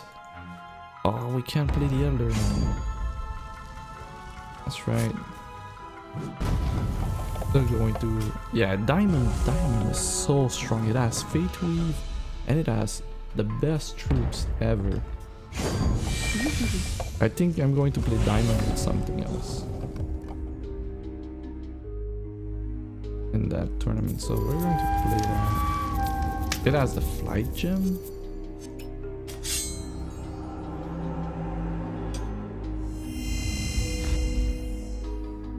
Barge. This. Yeah, Dragon Speaker is going to be a thing. Oh, that hurts. That hurts so bad. We got a board wipe. We didn't get it. Okay. Okay. That doesn't... that was a good try. And the power level of the decks that we're facing right now is super high. It's going to be way higher than the average singles deck, even with 60 cards. So I'm not too sad about that. I think we had a good curve, and we had a decent shot at winning a game with that curve. So that's how I want to test right now. Not sure I would keep that on the draw. And yeah, we have a free mulligan in PvE, so I need to be careful with that when evaluating the consistency of that, but I think this is good. Like, the first one wasn't good enough. First one, Black Shot on turn 1 is so strong. Going to run with games. Run away with games for sure. The altar and attack, increase its momentum. Oh, yeah, you always seem to have a burn there. Or the poor whack shot. Got it right up damned.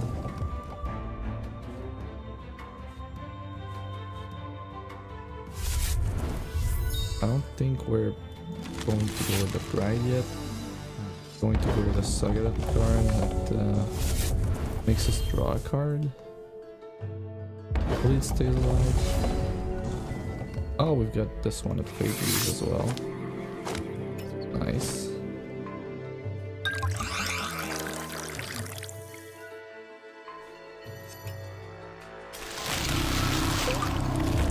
Got enough shardless we need right now. The nice thing with Fate Weave is that if we have momentum cards, or if we have Bride and Poet, we can just make sure that we draw an infinite amount of shards. I don't want to attack. Okay.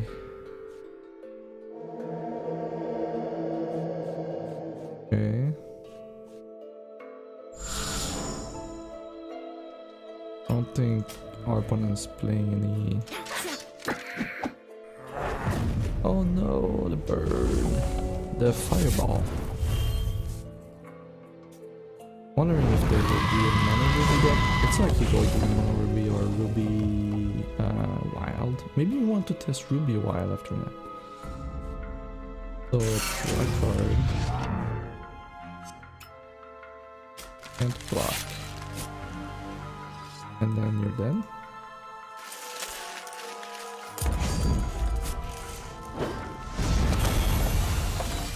Yeah, diamond troops are so good.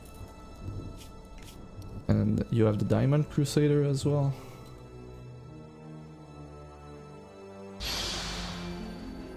I think Diamond has access to the removal, it has access to mass removal. It's going to be extremely hard to top what Diamond has to offer.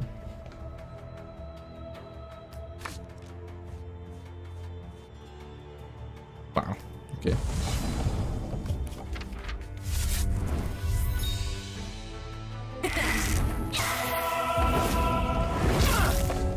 Second turn, Fate Weave, then Fate Weave again. Like, sure.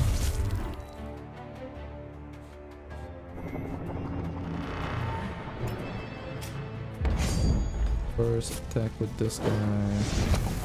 This one has momentum now. Like, this is a super start. In singles, this start here is going to be winning a lot of matches.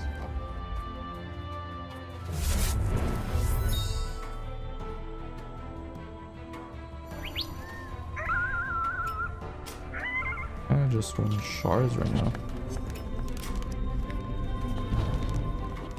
Like 1-2 troops with removal. This one has momentum now.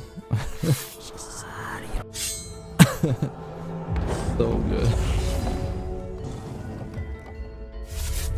Do momentum again. Hit the other bunch.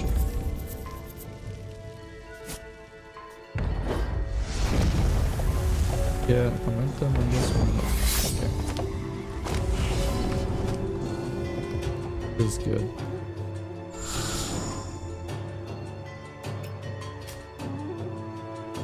I don't think you want this one to die. 7, 8 should make it so it doesn't die. And a flight troop. This.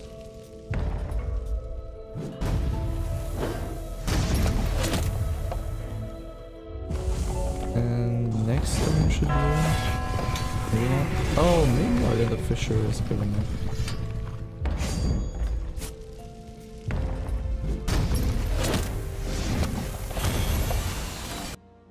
Maybe Arden the Fisher is good enough.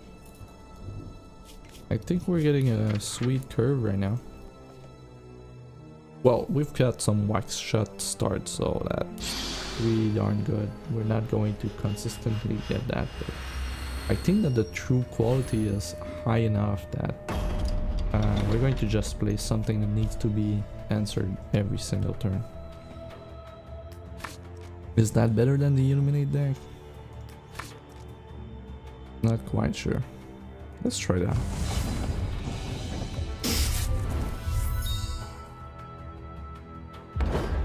So, yeah, okay, this one's Fate Weaves. So hopefully we get a Bloodshot. Oh,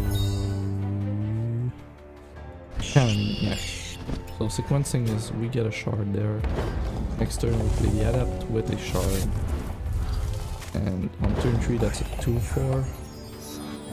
That's pretty strong. Not the shard we were hoping for, but we're still in business. Like, if we draw more shards, we're good.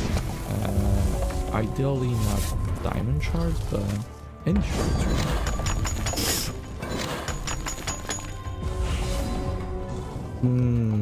Okay. Still work with what we want to do. We want more shards. That's what... Yeah, Fate Weave is going to be key. And you running diamond, giving access to Fate Weave is actually going to be how most decks are going to end up. I really want to explore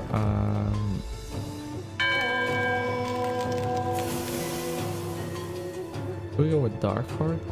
That's not... Oh, we've got a bunch of Sega troops. We definitely want to go with Darkheart.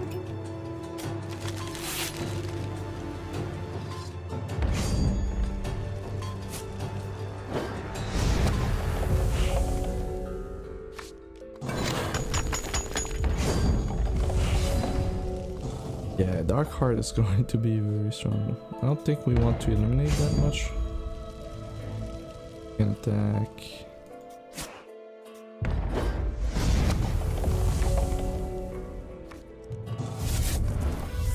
We may be able to fight something here. another diamond. This time.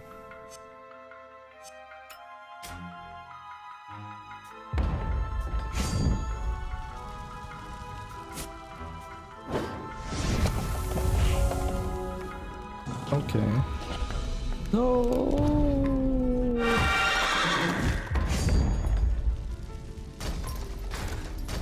I don't want to kill him now.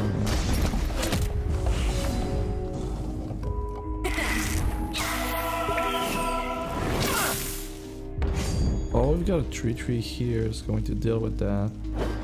So we're not dead yet, but we really need a blood. 4-cost Darkheart though is going to be super annoying. Fate Weave is our savior. Still attack. This one is still momentum fire, right? That's no small amount. Do I want to kill that? I think I want to kill that one first. God, really?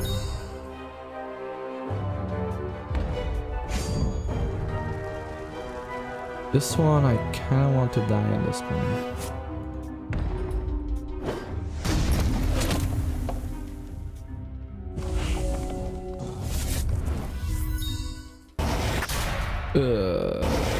With this crimson thing.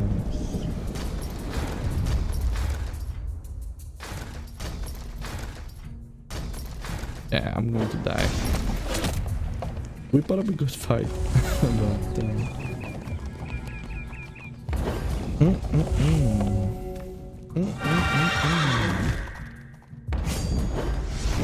that is not what we were looking for.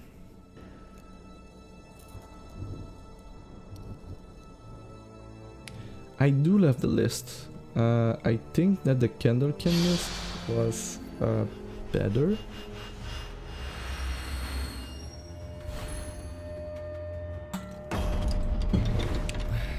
But there's so many ends that we didn't see. Like this one. This one is supercharged. Wow, this is good. This is super. I don't think I want to play the lookout on turn 1. I just want to curve out. Like turn 2 MC is extremely nice.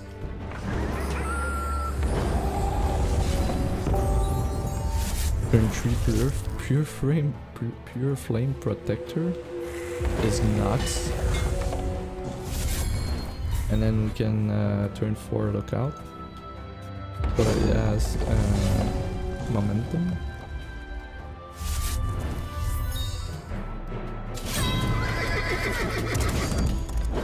That's a good card that we don't have access to.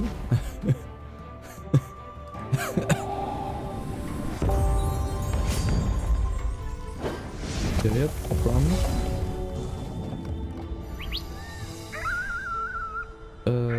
None. Shard. And we want charge.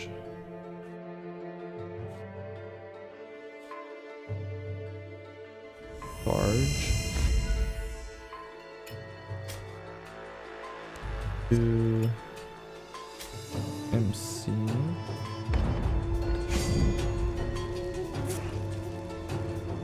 And also Fate Weave something that is not a shard. So we've got 2 non-shards on top of our deck. We're going to draw a sucketed card. Everything has momentum.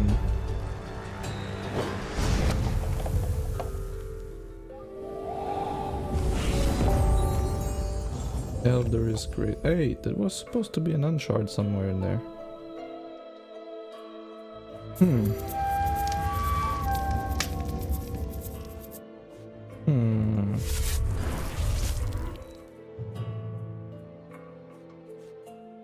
B, so we can attack with all of these.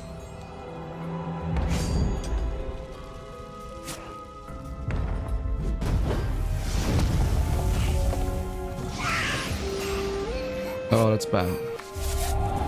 We're dead. Yep, we're dead.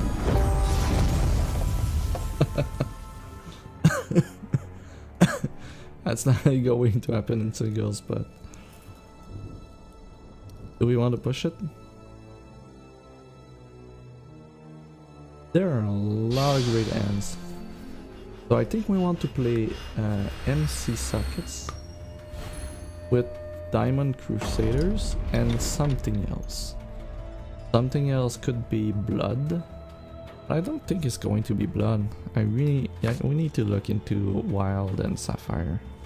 Like this hand is super good as well. Like turn 2 MC. So yeah. To get in on shard here, we've got like 3 turns of shards with all thresholds that we need. Like MC with flight, and we've got Soul Speaker with flight and diligence. It's very decent. Crit Curse Knight with speed. I don't think this is what we're doing. I think we're just attacking, passing the turn. That's a decent amount of damage right there in the air. Oh, we can remove blockers as well. That's great. Okay.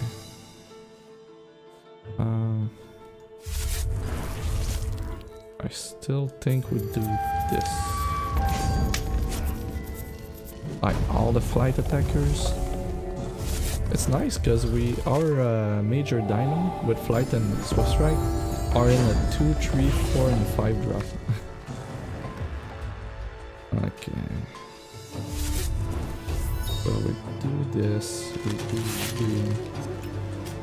the blocker, and with Crit Curse Knight we remove another blocker, and we make sure MC is big enough, continue attacking, and then we swing for a bunch.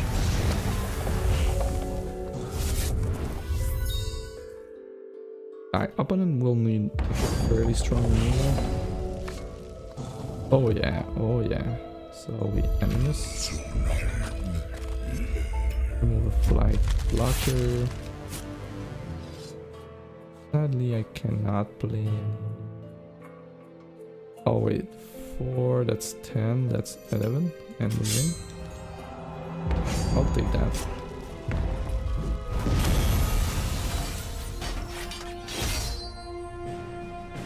So the good starts are pretty darn good.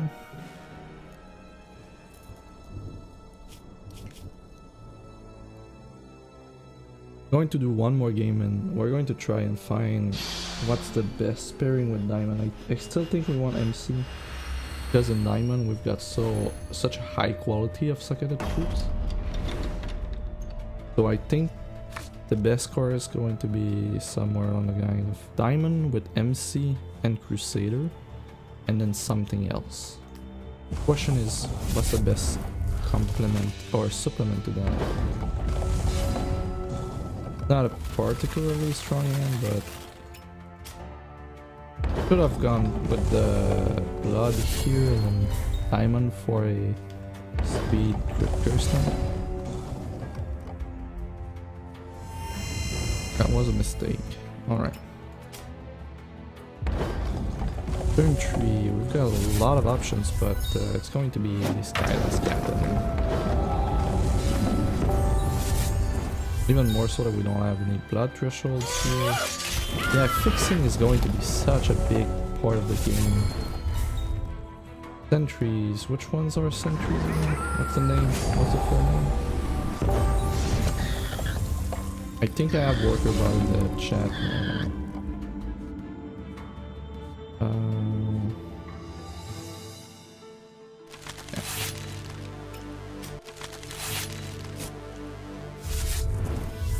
No, I don't think we have enough socketed cards for that. I might be wrong. We've got 11, I think.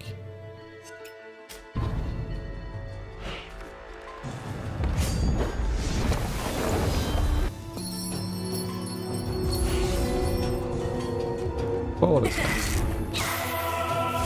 And now we pay 3 for resources.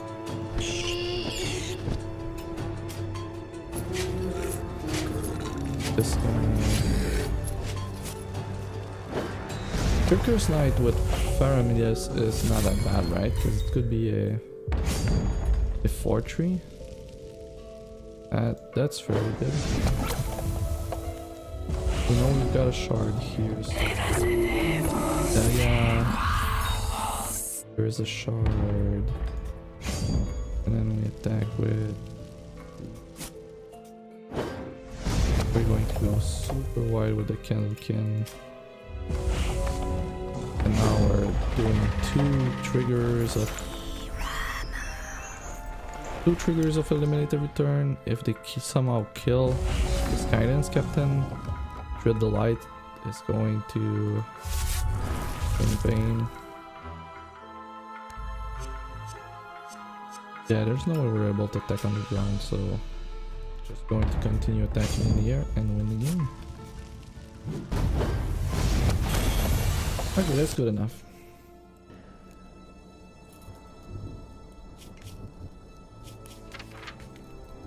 Save and withdraw.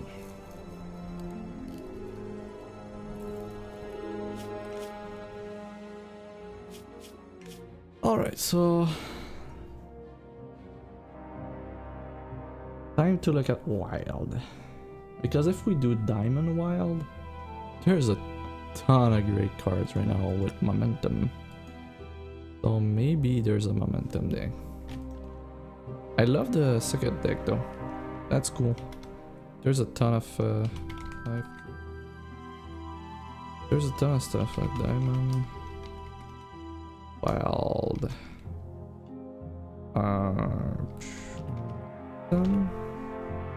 maybe. So you get in, you get in. You, I'm not quite sure, but you could be.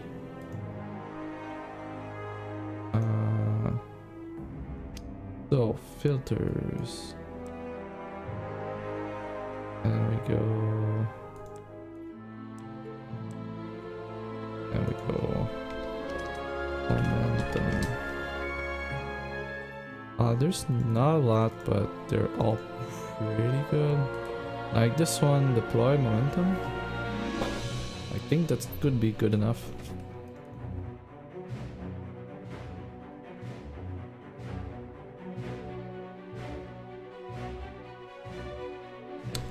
And we go with our usual seconded card. Might be playing a Dark Heart. Might be playing MC.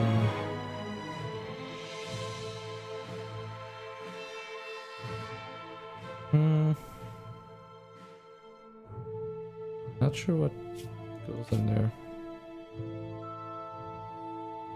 Maybe we're stretching it with later in here, but 1, 2, 3.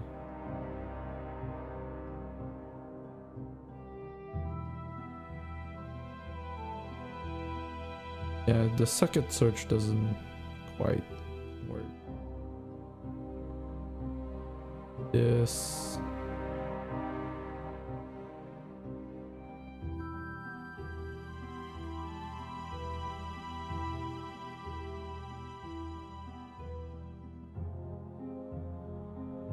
Likely you.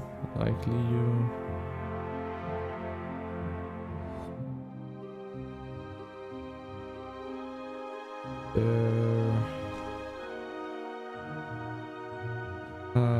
Turn 1 witch is likely going to be.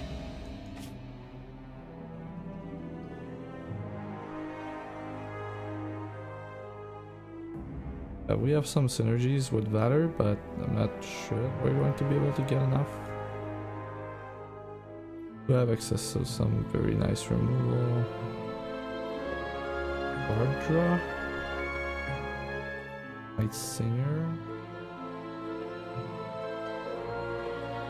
This guy is good enough. We're banishing. We have access to Diamond's favor. That could be.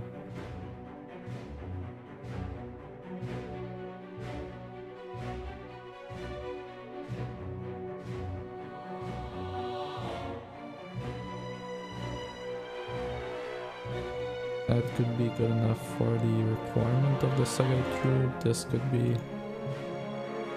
I'm going to screw it. No.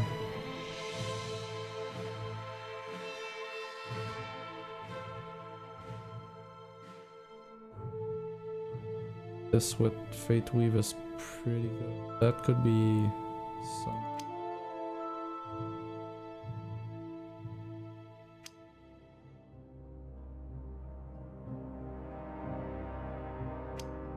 Board Fate Weave. Like Blight Bush is a fairly strong 2-drop, so that could happen. Battle and Fate Weave, maybe.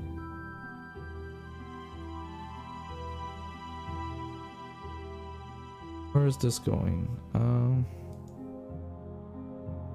Some arcing lights into the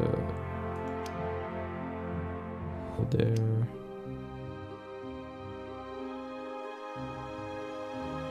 Main deck.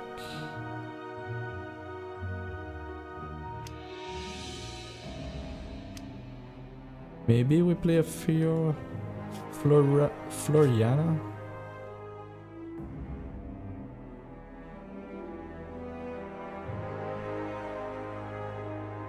Got you, we've got the other guy. We're not playing that one. Still have access to Hero of Legend. We have the Crusade. Don't. We have access to Clash of Seal. I didn't even include Clash of Seal in the other list, but that makes a lot of sense. This guy.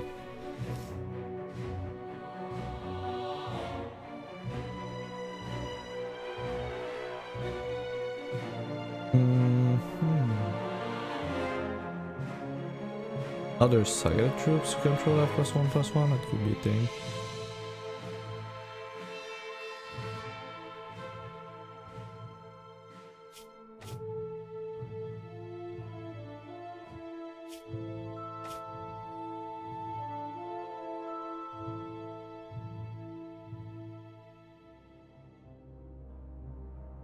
What do?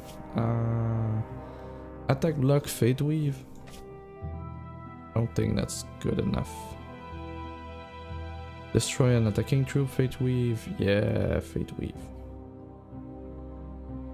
All the Fate Weave. We need all the Fate Weave. This could be good enough.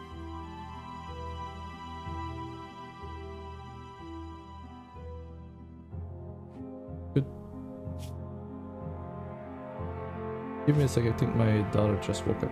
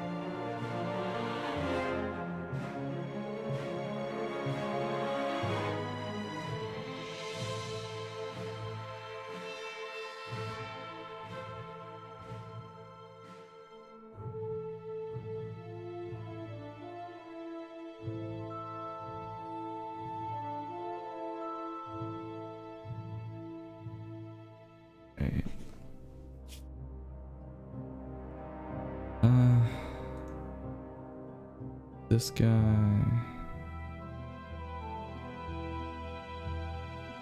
I think this one's going to be good. This guy needs to be there. Palm of granite. Depending on what, yeah, I think we've got enough momentum there. This one is going to be super strong. Going to win.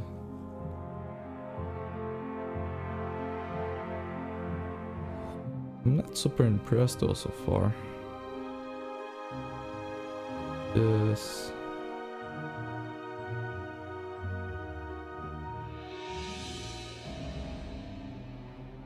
Like, it's going to be hard to ramp.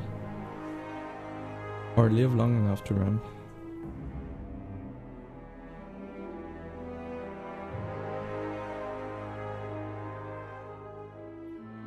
This card is going to be so good.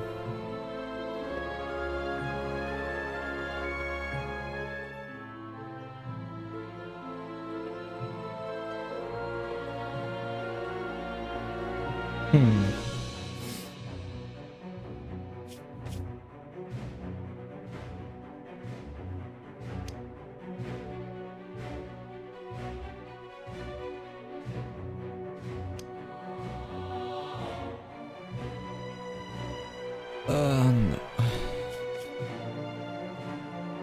Oh yeah, we have access to Exalted Pipe finally. That's super good. That's a big reason to go down that path. We have, yeah.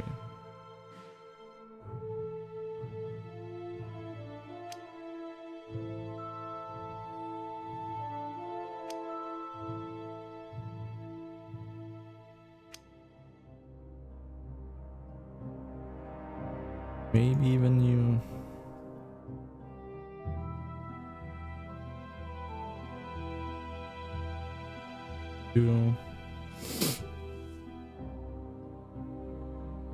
Can't go with that many fives though.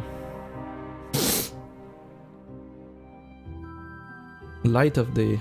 Oh yeah, this removes any card, so it's going to be very, very strong. You have access to Brosiba.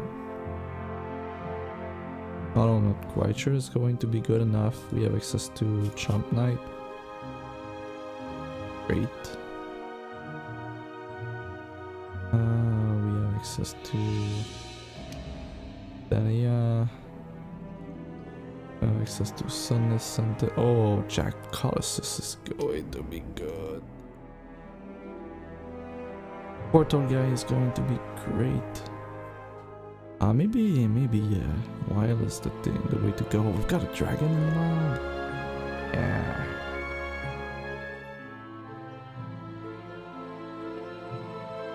We still have access to Frostlock if we need to.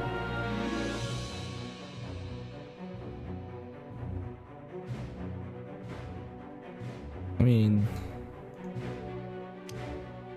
Ballista can't win if you kill it. It's just going to bring everything back on in play. And maybe in Wild we can play this guy here. Assault Life Green Flight Troop might be okay. We got Gargalith. We got this guy. Hey, thanks for the follow, Arianakins. Thank you, sir. We could even go with Woken Drokadar. On a true Intersplendor you control. That could be a thing.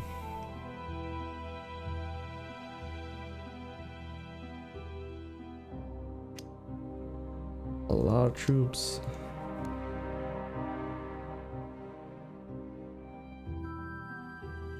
Okay, so my first question here, do we have enough for MC? And the answer is yes. We have enough for MC and the Crusader as is. So how many do we have? 1,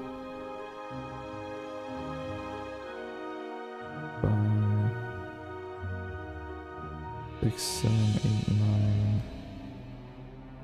10, 11, 12, 13. So we can remove 3 seconded cards. Do we have bad seconded cards that we don't want? Not sure about these two.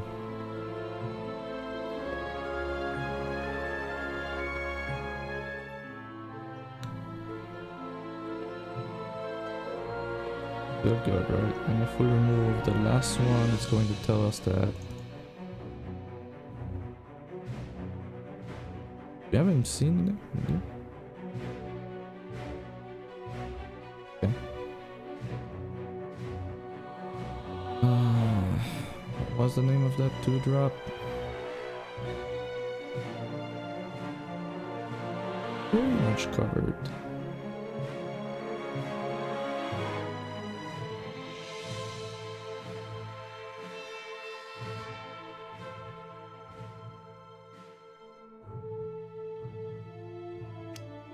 Dash of steel somewhere.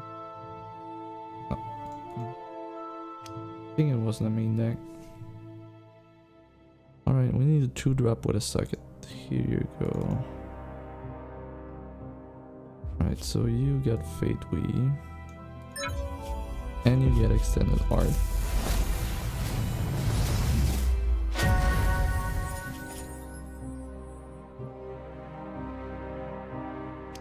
Right now we've got 10 seconded card. We've got MC. Well, let's figure out a second. So Fate Weave 1. This I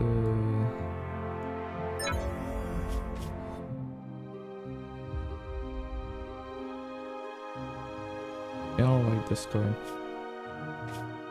We're going to find another seconded card. Just 2 ends. Oh, what? Fate Weave 3.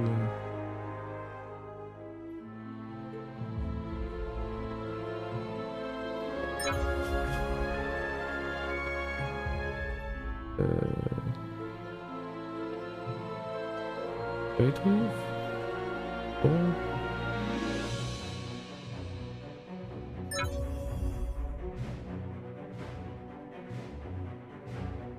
And defense?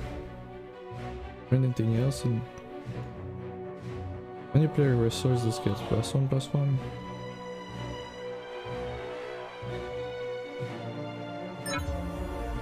Yes, that could be.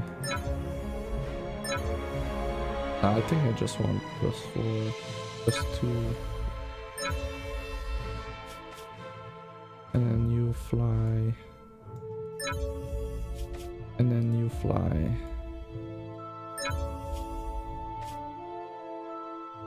One, two, three. MC is the 4th flight.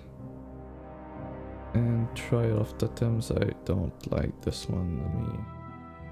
I think we're going to be...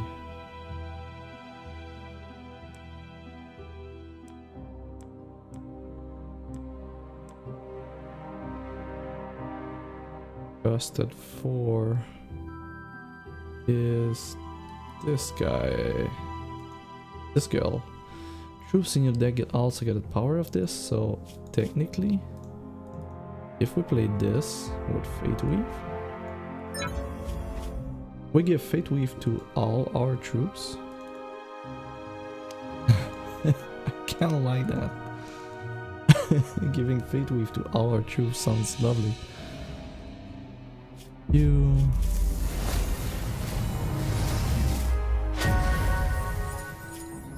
Yeah. Got decent 1-drops, 2-drops. We've got way too many cards. I don't think we're running you. If we're going down a path, I think it has to be Theorycrafting, right?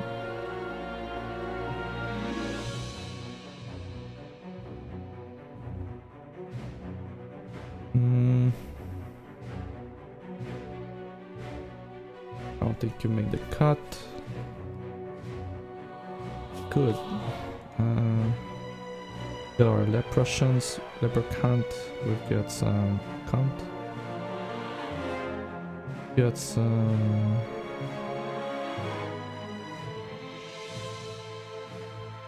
This could be reserves.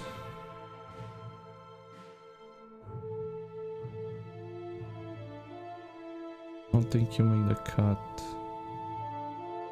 Our top end is so good.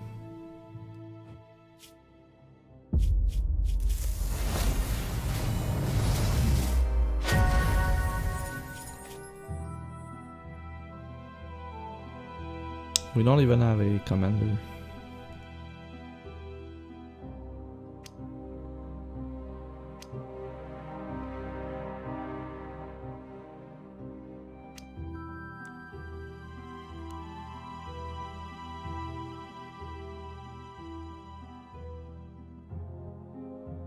Need to have a commander. We need to cut 5 more cards. I don't think we can cut the lower hand in there. Midnight Gatherer we could technically non-essentials.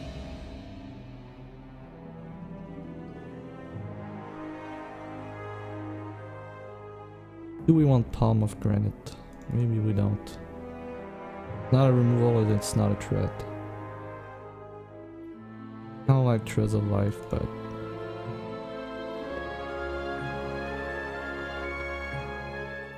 our top end is super duper good. Can we get away with that? I guess with these we can go with 22 shards maybe even. I guess 23. So what is Wild giving us? Over the other shards we get some nice aggressive 2-drops. Maybe this guy is not even there. How many troops do we have? 26 troops. So we're getting a 2-drop in play. That's good.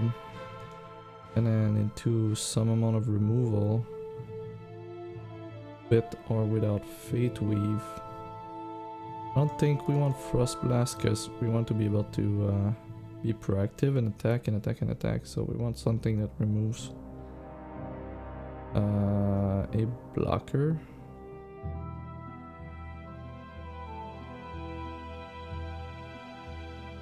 I don't even think this one cuts it out, so maybe reserves. And getting back a threat from the crypt sounds like a better plan. Do we have an exalted commander in here? Or we do? Okay. I don't have a ton of removal, but we can if we want. We're playing diamond, so we absolutely can if we want to. And we've got 4 Fate Weave, and we don't even have guidance. Wait a minute. Wait a minute. We are playing guidance, right?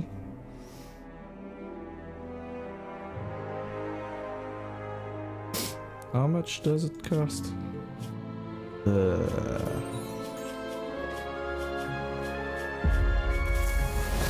That bugs me way too much. Way more than it should, but here we go. And you deserve an extended order as well.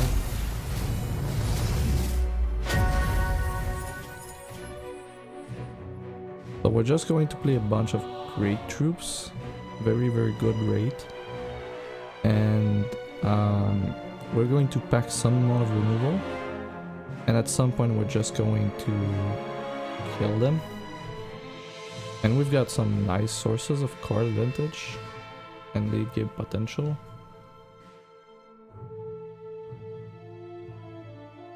Oh wait, there's momentum. Go with the doesn't show all the card. I really hate that. Yeah. So if I do this, I go momentum.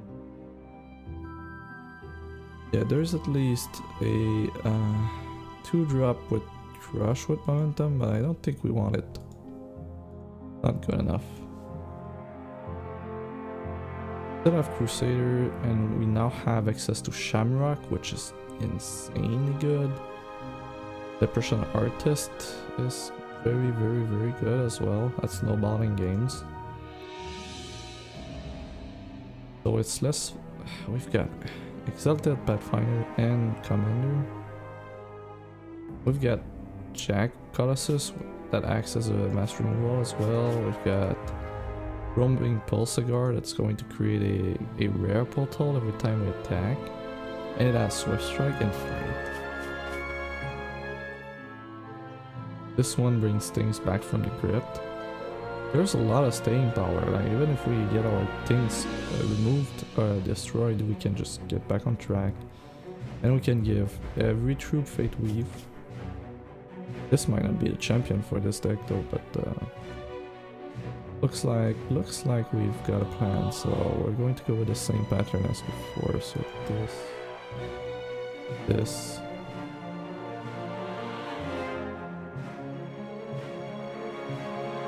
and this,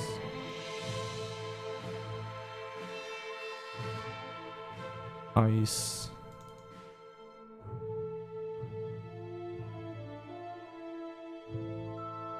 and we need the wild one.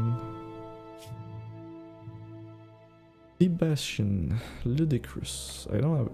Okay.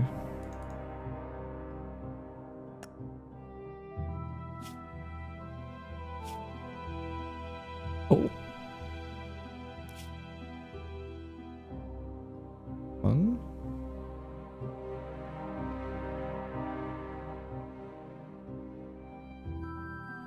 Okay, so MC that get you. Create a random troop.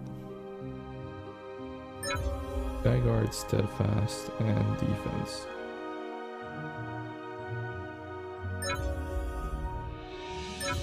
Or -2 cost when we draw it. Yeah, I kinda like -2 cost when we draw it and +2 in L zones.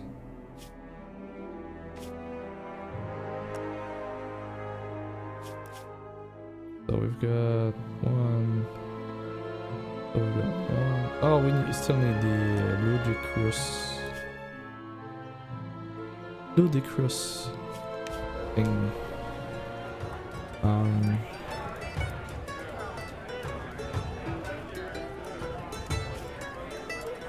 Oh, that's cheap. I don't know that it's good, but we're going to test it.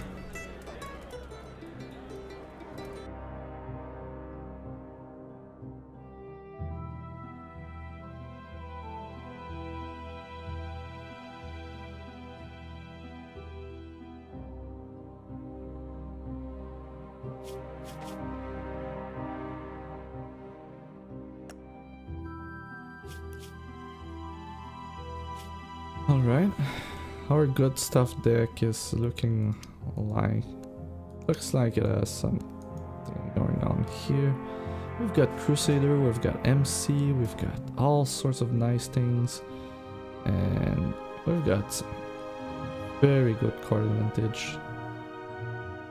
This is real good. One looks really good. Night Singer and or Poet might not do it, but with that amount of troops, still need to figure out reserves, but I like it. Alright, so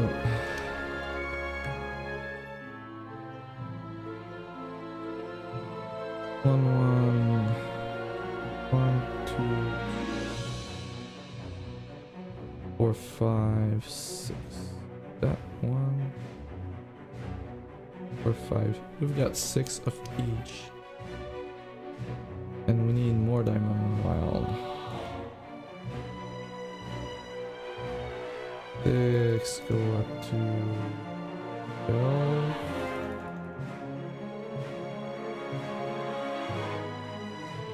12.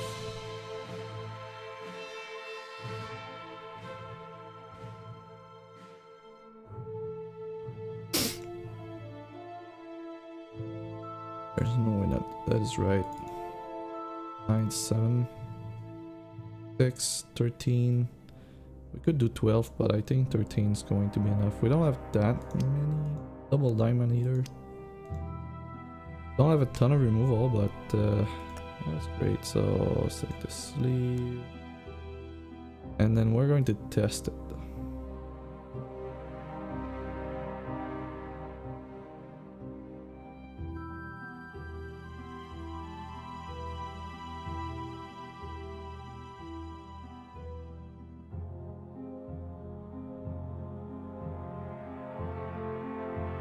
What do you guys say? Which sleeves? Yeah, I like this one. Yeah, why not? And a nice paddleboard, and here we go. Oh wait, that's not right.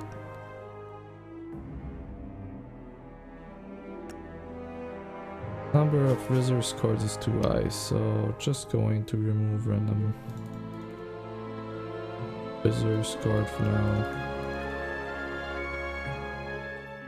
This doesn't work.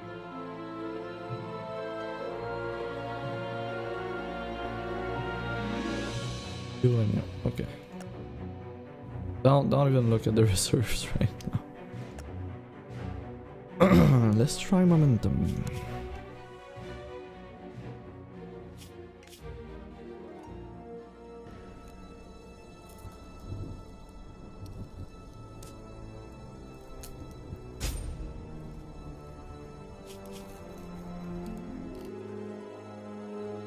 Okay.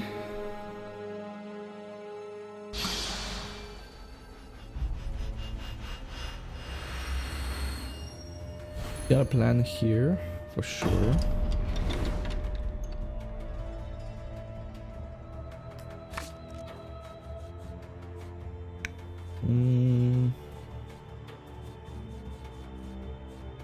Low, but we got some control over our next few draws. Hopefully we get to find something.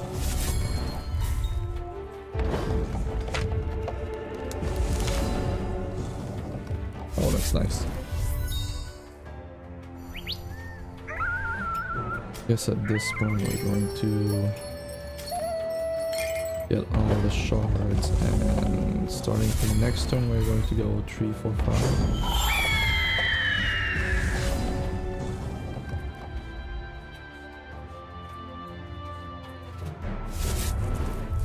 Start with 3. We may skip 4.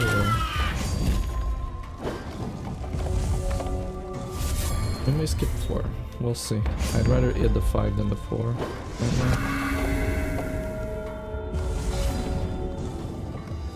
Oh yeah, we're going to skip the 4.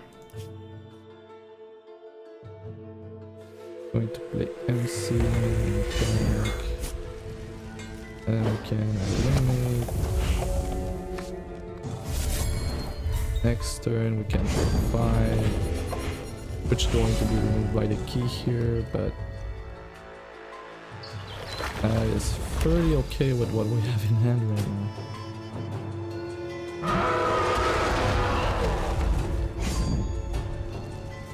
Do this. Eliminate again. Now we're going to generate rare portals. We're going to draw a second troops. Yeah.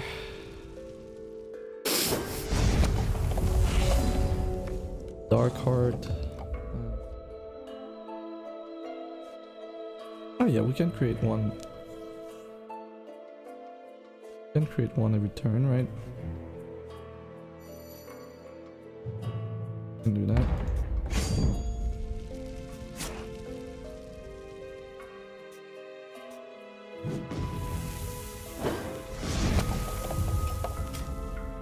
And then we sacrifice the candle every turn.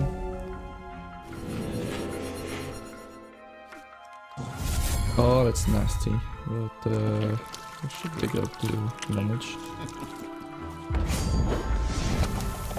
If we draw a shard, that's going to be funny. Alright,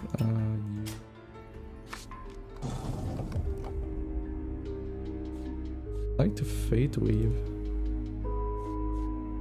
Really want to Fate Weave.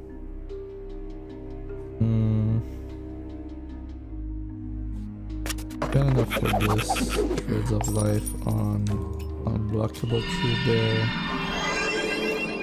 A resource. And then we attack with the flight troops. We get more cannon fodder and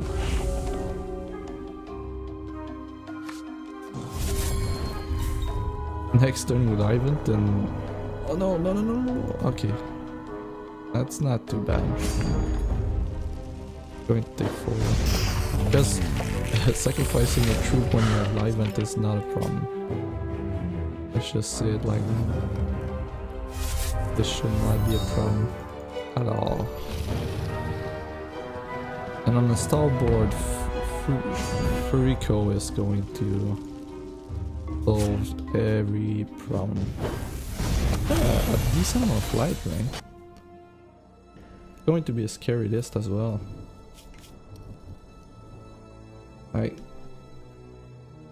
It's going to be hard. Like, we're going to have a lot of mid-range, and it's going to be stall. Games are going to stall. So how do you break the stall? Furico is about the best way to break the stall. The other way we could go at it is using the Sapphire champion that gives flight to 2 troops. Oh man, that could be a thing. Yes, we do. Go with that for now. I want to get the chargers if I can, so see if we can make that happen. But artist on turn 2 is going to be pretty good, and Paul is going to ramp. So that works really well. And we're going to go with a slow shard. Yeah, well, that's a constricted curve right there, so no wonder it's good. We have a dark heart if we want to. Okay. Maybe we go dark heart.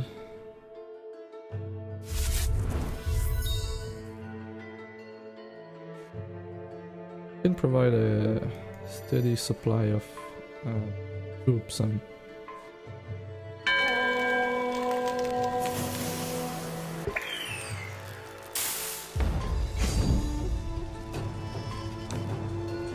wait. Dark Heart is going to be so annoying.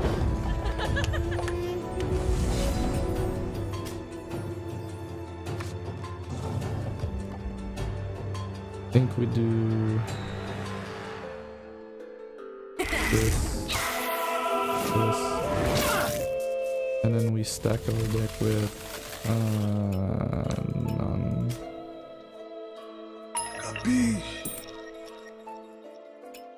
Yeah.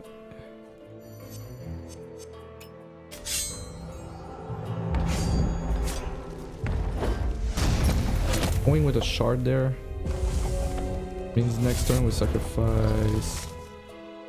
I don't think. Do we sacrifice Pipit Pal? This one.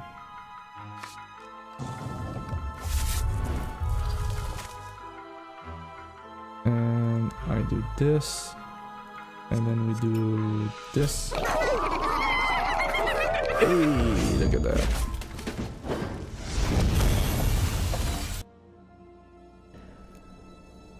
Works. Oh, Avada Giant is going to be a nice test.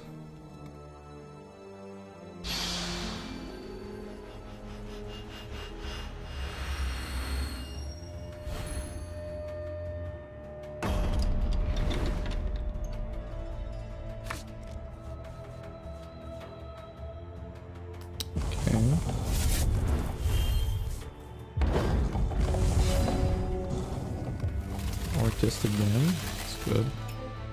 I think we're going to just want to get shards right now. Second turn Artist, third turn slow shard with Sparkle Cat.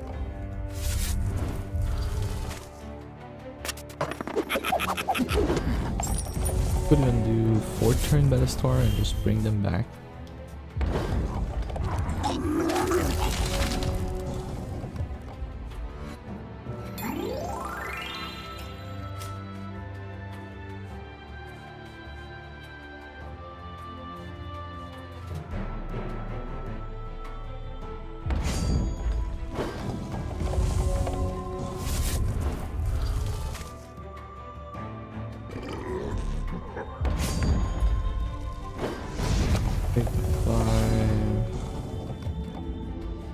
So here we can go this.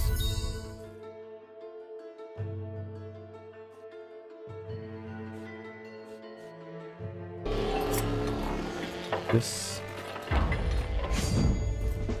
Attack with this one.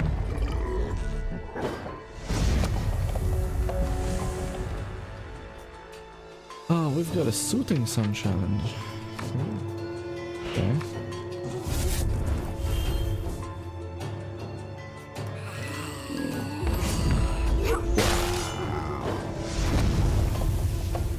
Okay.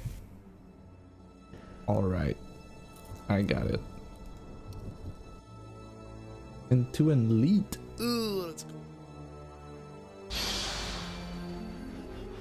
We can certainly tune the deck to have a lot more removal if we want to, that's the thing. And the quality of troops that we have is so darn high. Like turn 2 MC into drawing all the troops. Daughter and Mightsinger might be good enough. Wow, this is going to be hard to win.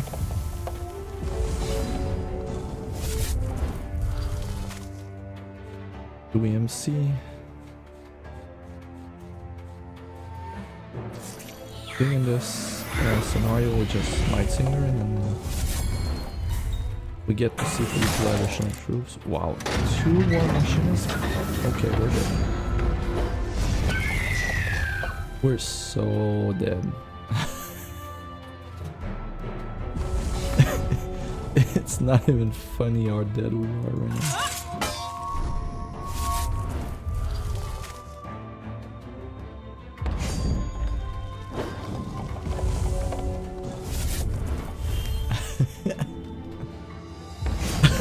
Yeah, okay. That's fine.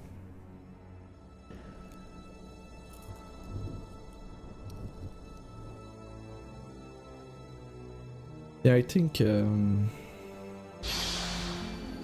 Fate Weave on a 4-cost action that doesn't do anything on the board is not going to be the way we want to do this, so I'm going to remove that and find a low-cost card that could use Fate Weave. And that could be the Momentum Diamond card, to be honest.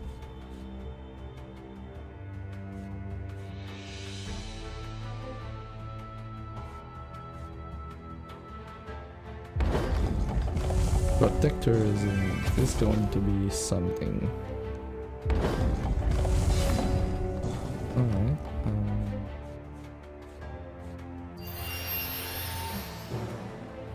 This. Turn 3 Protector into turn 4 Pipit Pal with 2 shards. That should be that should be good, right?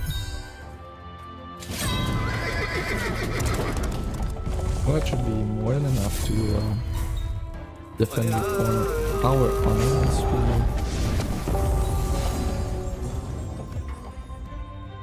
Okay, so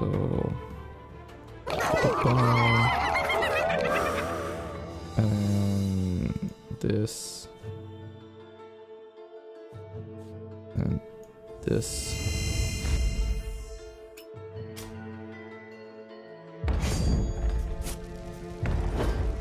We got per flame protected. I don't know that we have enough momentum cards to justify Palm of Granite, but we certainly, with this champion, Palm of Granite might just be good enough itself.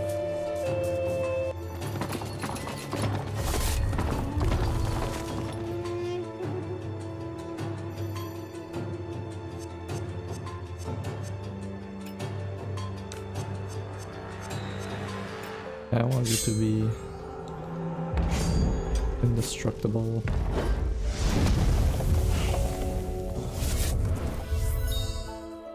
Now the best run we can get is shards, right? This smells like a trap, so nope.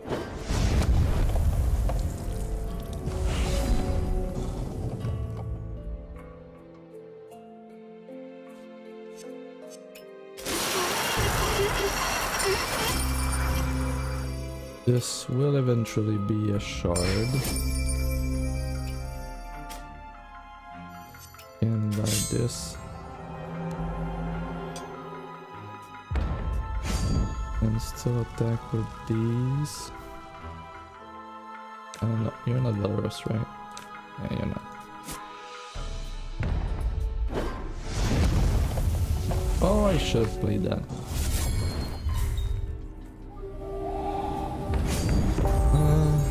Okay, I'll bite.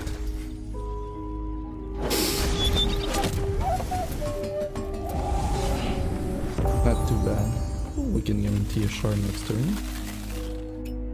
Or shard. And you...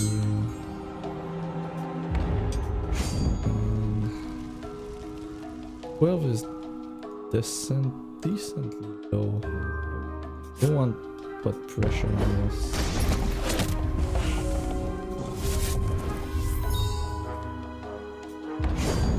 Okay.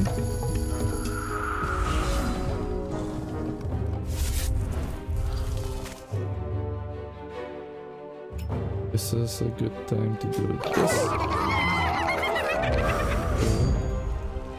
15.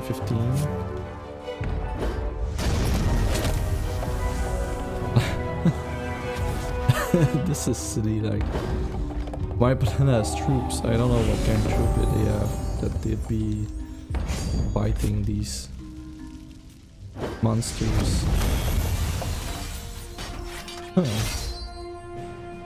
Okay. So which of the builds do you guys like the most right now for singles? We had a Ruby Diamond Illuminate deck. We had a Blood Diamond Sockets deck. We had a... This is not a momentum deck, right? There's not enough momentum. It's just what would we call this one? I guess we could say it's like sockets. It's still a sockets deck, right?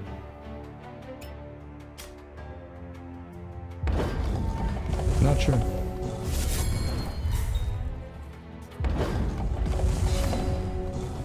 So turn 2, we don't have much going on. We know that we want shards.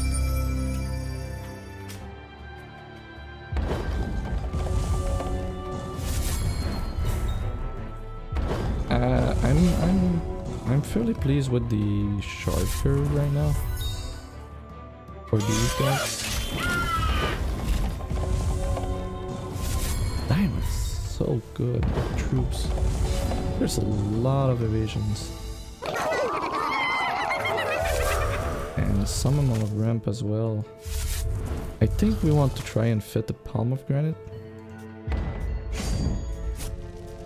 Alright, we've got 4-5 momentum troops, and pomegranate with momentum troop is just very good.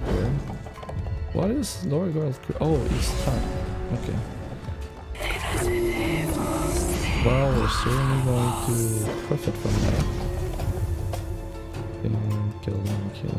Kindle kill. Next turn, all going to be bigger. Okay. That wasn't the right one.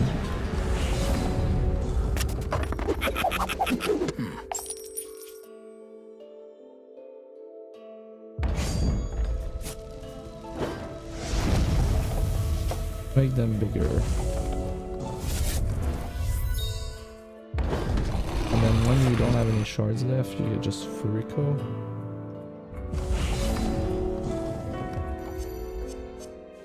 Going to Justice.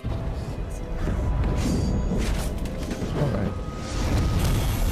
The one thing that is really nice with the wild version is that we've got troops that creates shards, and we still have a lot of Fate Weave, so we might just be able to play Eternal Seeker, and that would be major.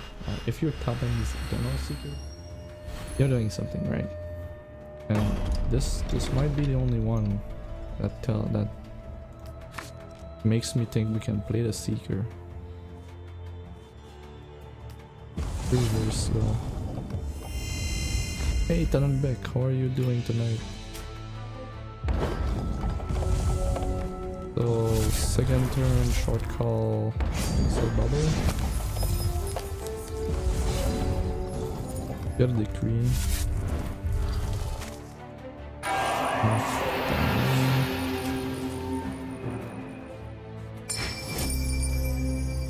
Go wild. And third turn, Crusader. Fate Weave, I think is pretty.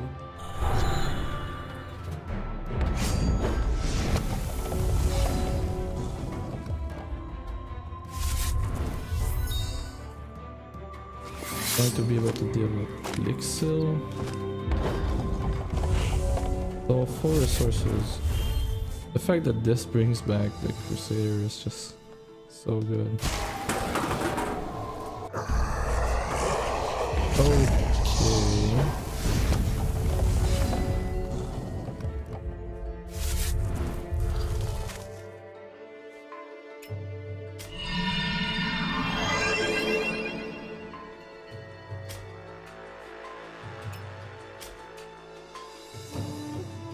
Just going to stack my deck with resources at this point.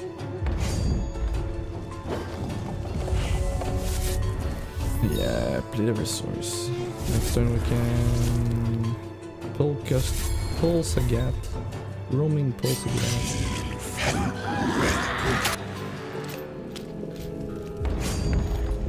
Why I get...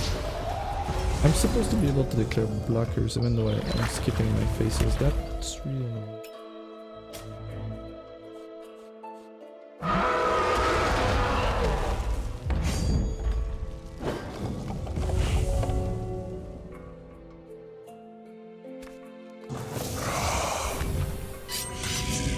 I know.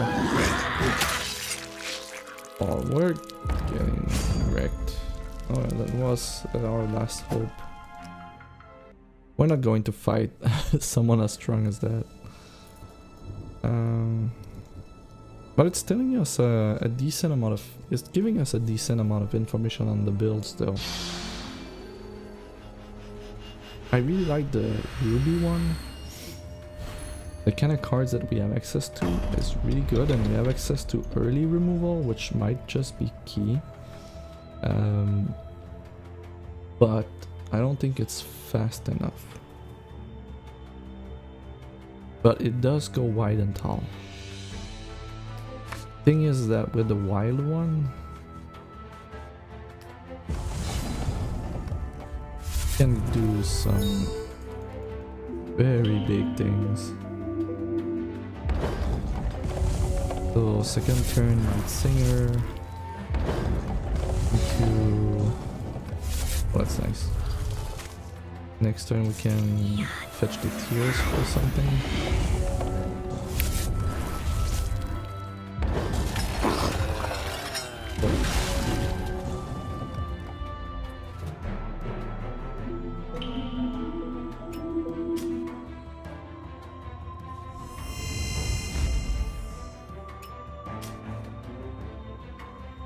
Didn't get anything with the wild, okay.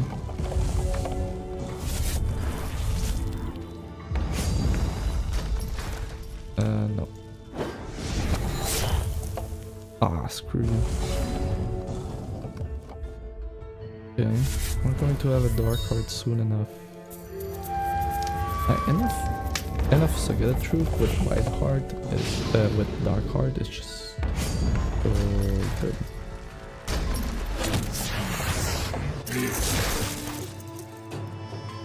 Thunder with flight and source right. Kinda great as well. I don't think we'll do anything else than dark heart in this situation.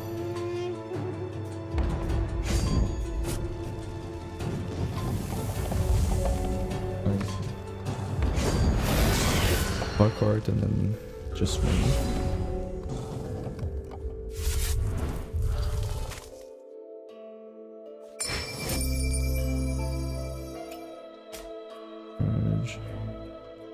Next card is a shard.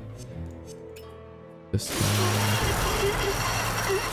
Oh, I forgot to play the. You know what? I'm not risking a card. Missing 1 point of damage there, but that's okay. Like in this situation, they need to find a removal or they're just dead. Make for it though.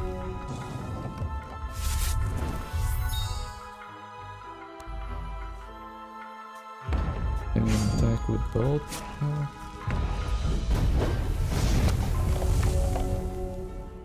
Oh, they got the rock card, so that's great. And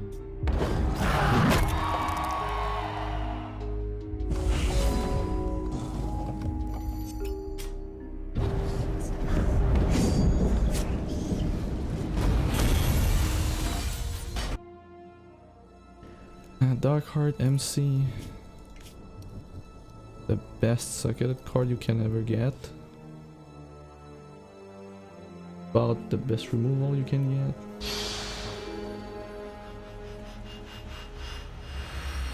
Some momentum and you got Fate Weave. That's a very strong proposition. Someone better at deck building than me is going to figure out something, but yeah, I'm kind of loving the build right now.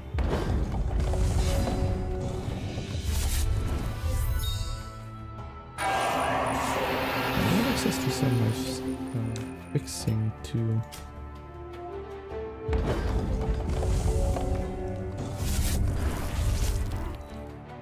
Camera here is going to be great, but I have no hope that it's going to survive any amount of time.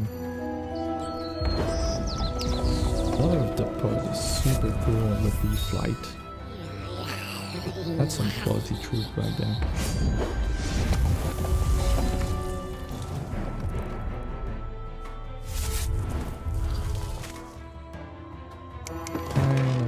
To die now.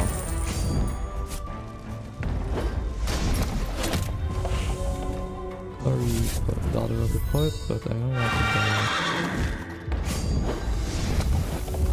You're being nice over and over again. So we're going to take leave for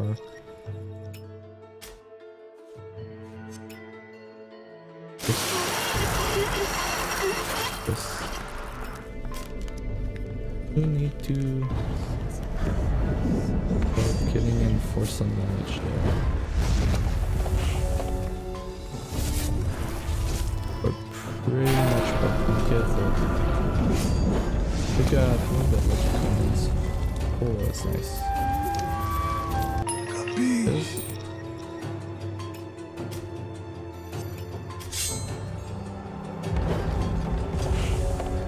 That's okay. That's decent. Going. Elites are such a pain in the ass. We got a giant colossus. That's the first time I see it. Okay. Another removal. We don't have any way to gain health. That might be... Wow, we're super dead. We'll do it again. Maybe Furico is not the right champion. Maybe we just want any champion to gain health. And there could be shenanigans with that. Like if we play Papagoot, we've got a few things we could leverage using them. So that could be a thing. Sadly, we're just going to die now.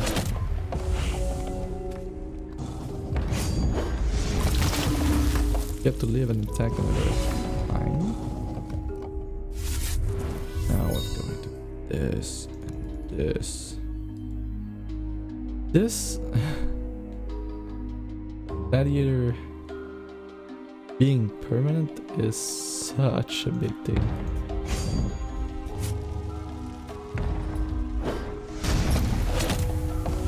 And we die. Okay. That will conclude the evening, guys. That was fairly cool. I'm just going to review the build that we did tonight, show them on screen, and then we're going to wrap things up. So we did this build here. That is the Diamond Wild. I'm going to rename that not Momentum, but I'm still going to call it Circuits since we're running MC in it. And yes, they are. So this is the first one, and the second one was the socket deck for Blood and Diamond. Access to From the Ashes is great though, and a good amount of blood removal, so maybe mass removal blood is going to be better in the end. And someone of Lethal Truth to slow integration. And then we have the first one that we tried was... Where's the... Was a Candles deck. Here. That one was more aggressive than the other ones. And it was able to go both wide and tall, which I really like. And there's some high quality cards in there as well for the 3 drops and the 2 drop slots, which is really cool, but I don't think the card quality is as good as what we get in Wild. But there's some very good cards in there. We'll see. So these were the 3 builds, and let me know what you think. And if you have any other builds, and if you want to test, just join the Wardens, and there's going to be a lot of enthusiasm there.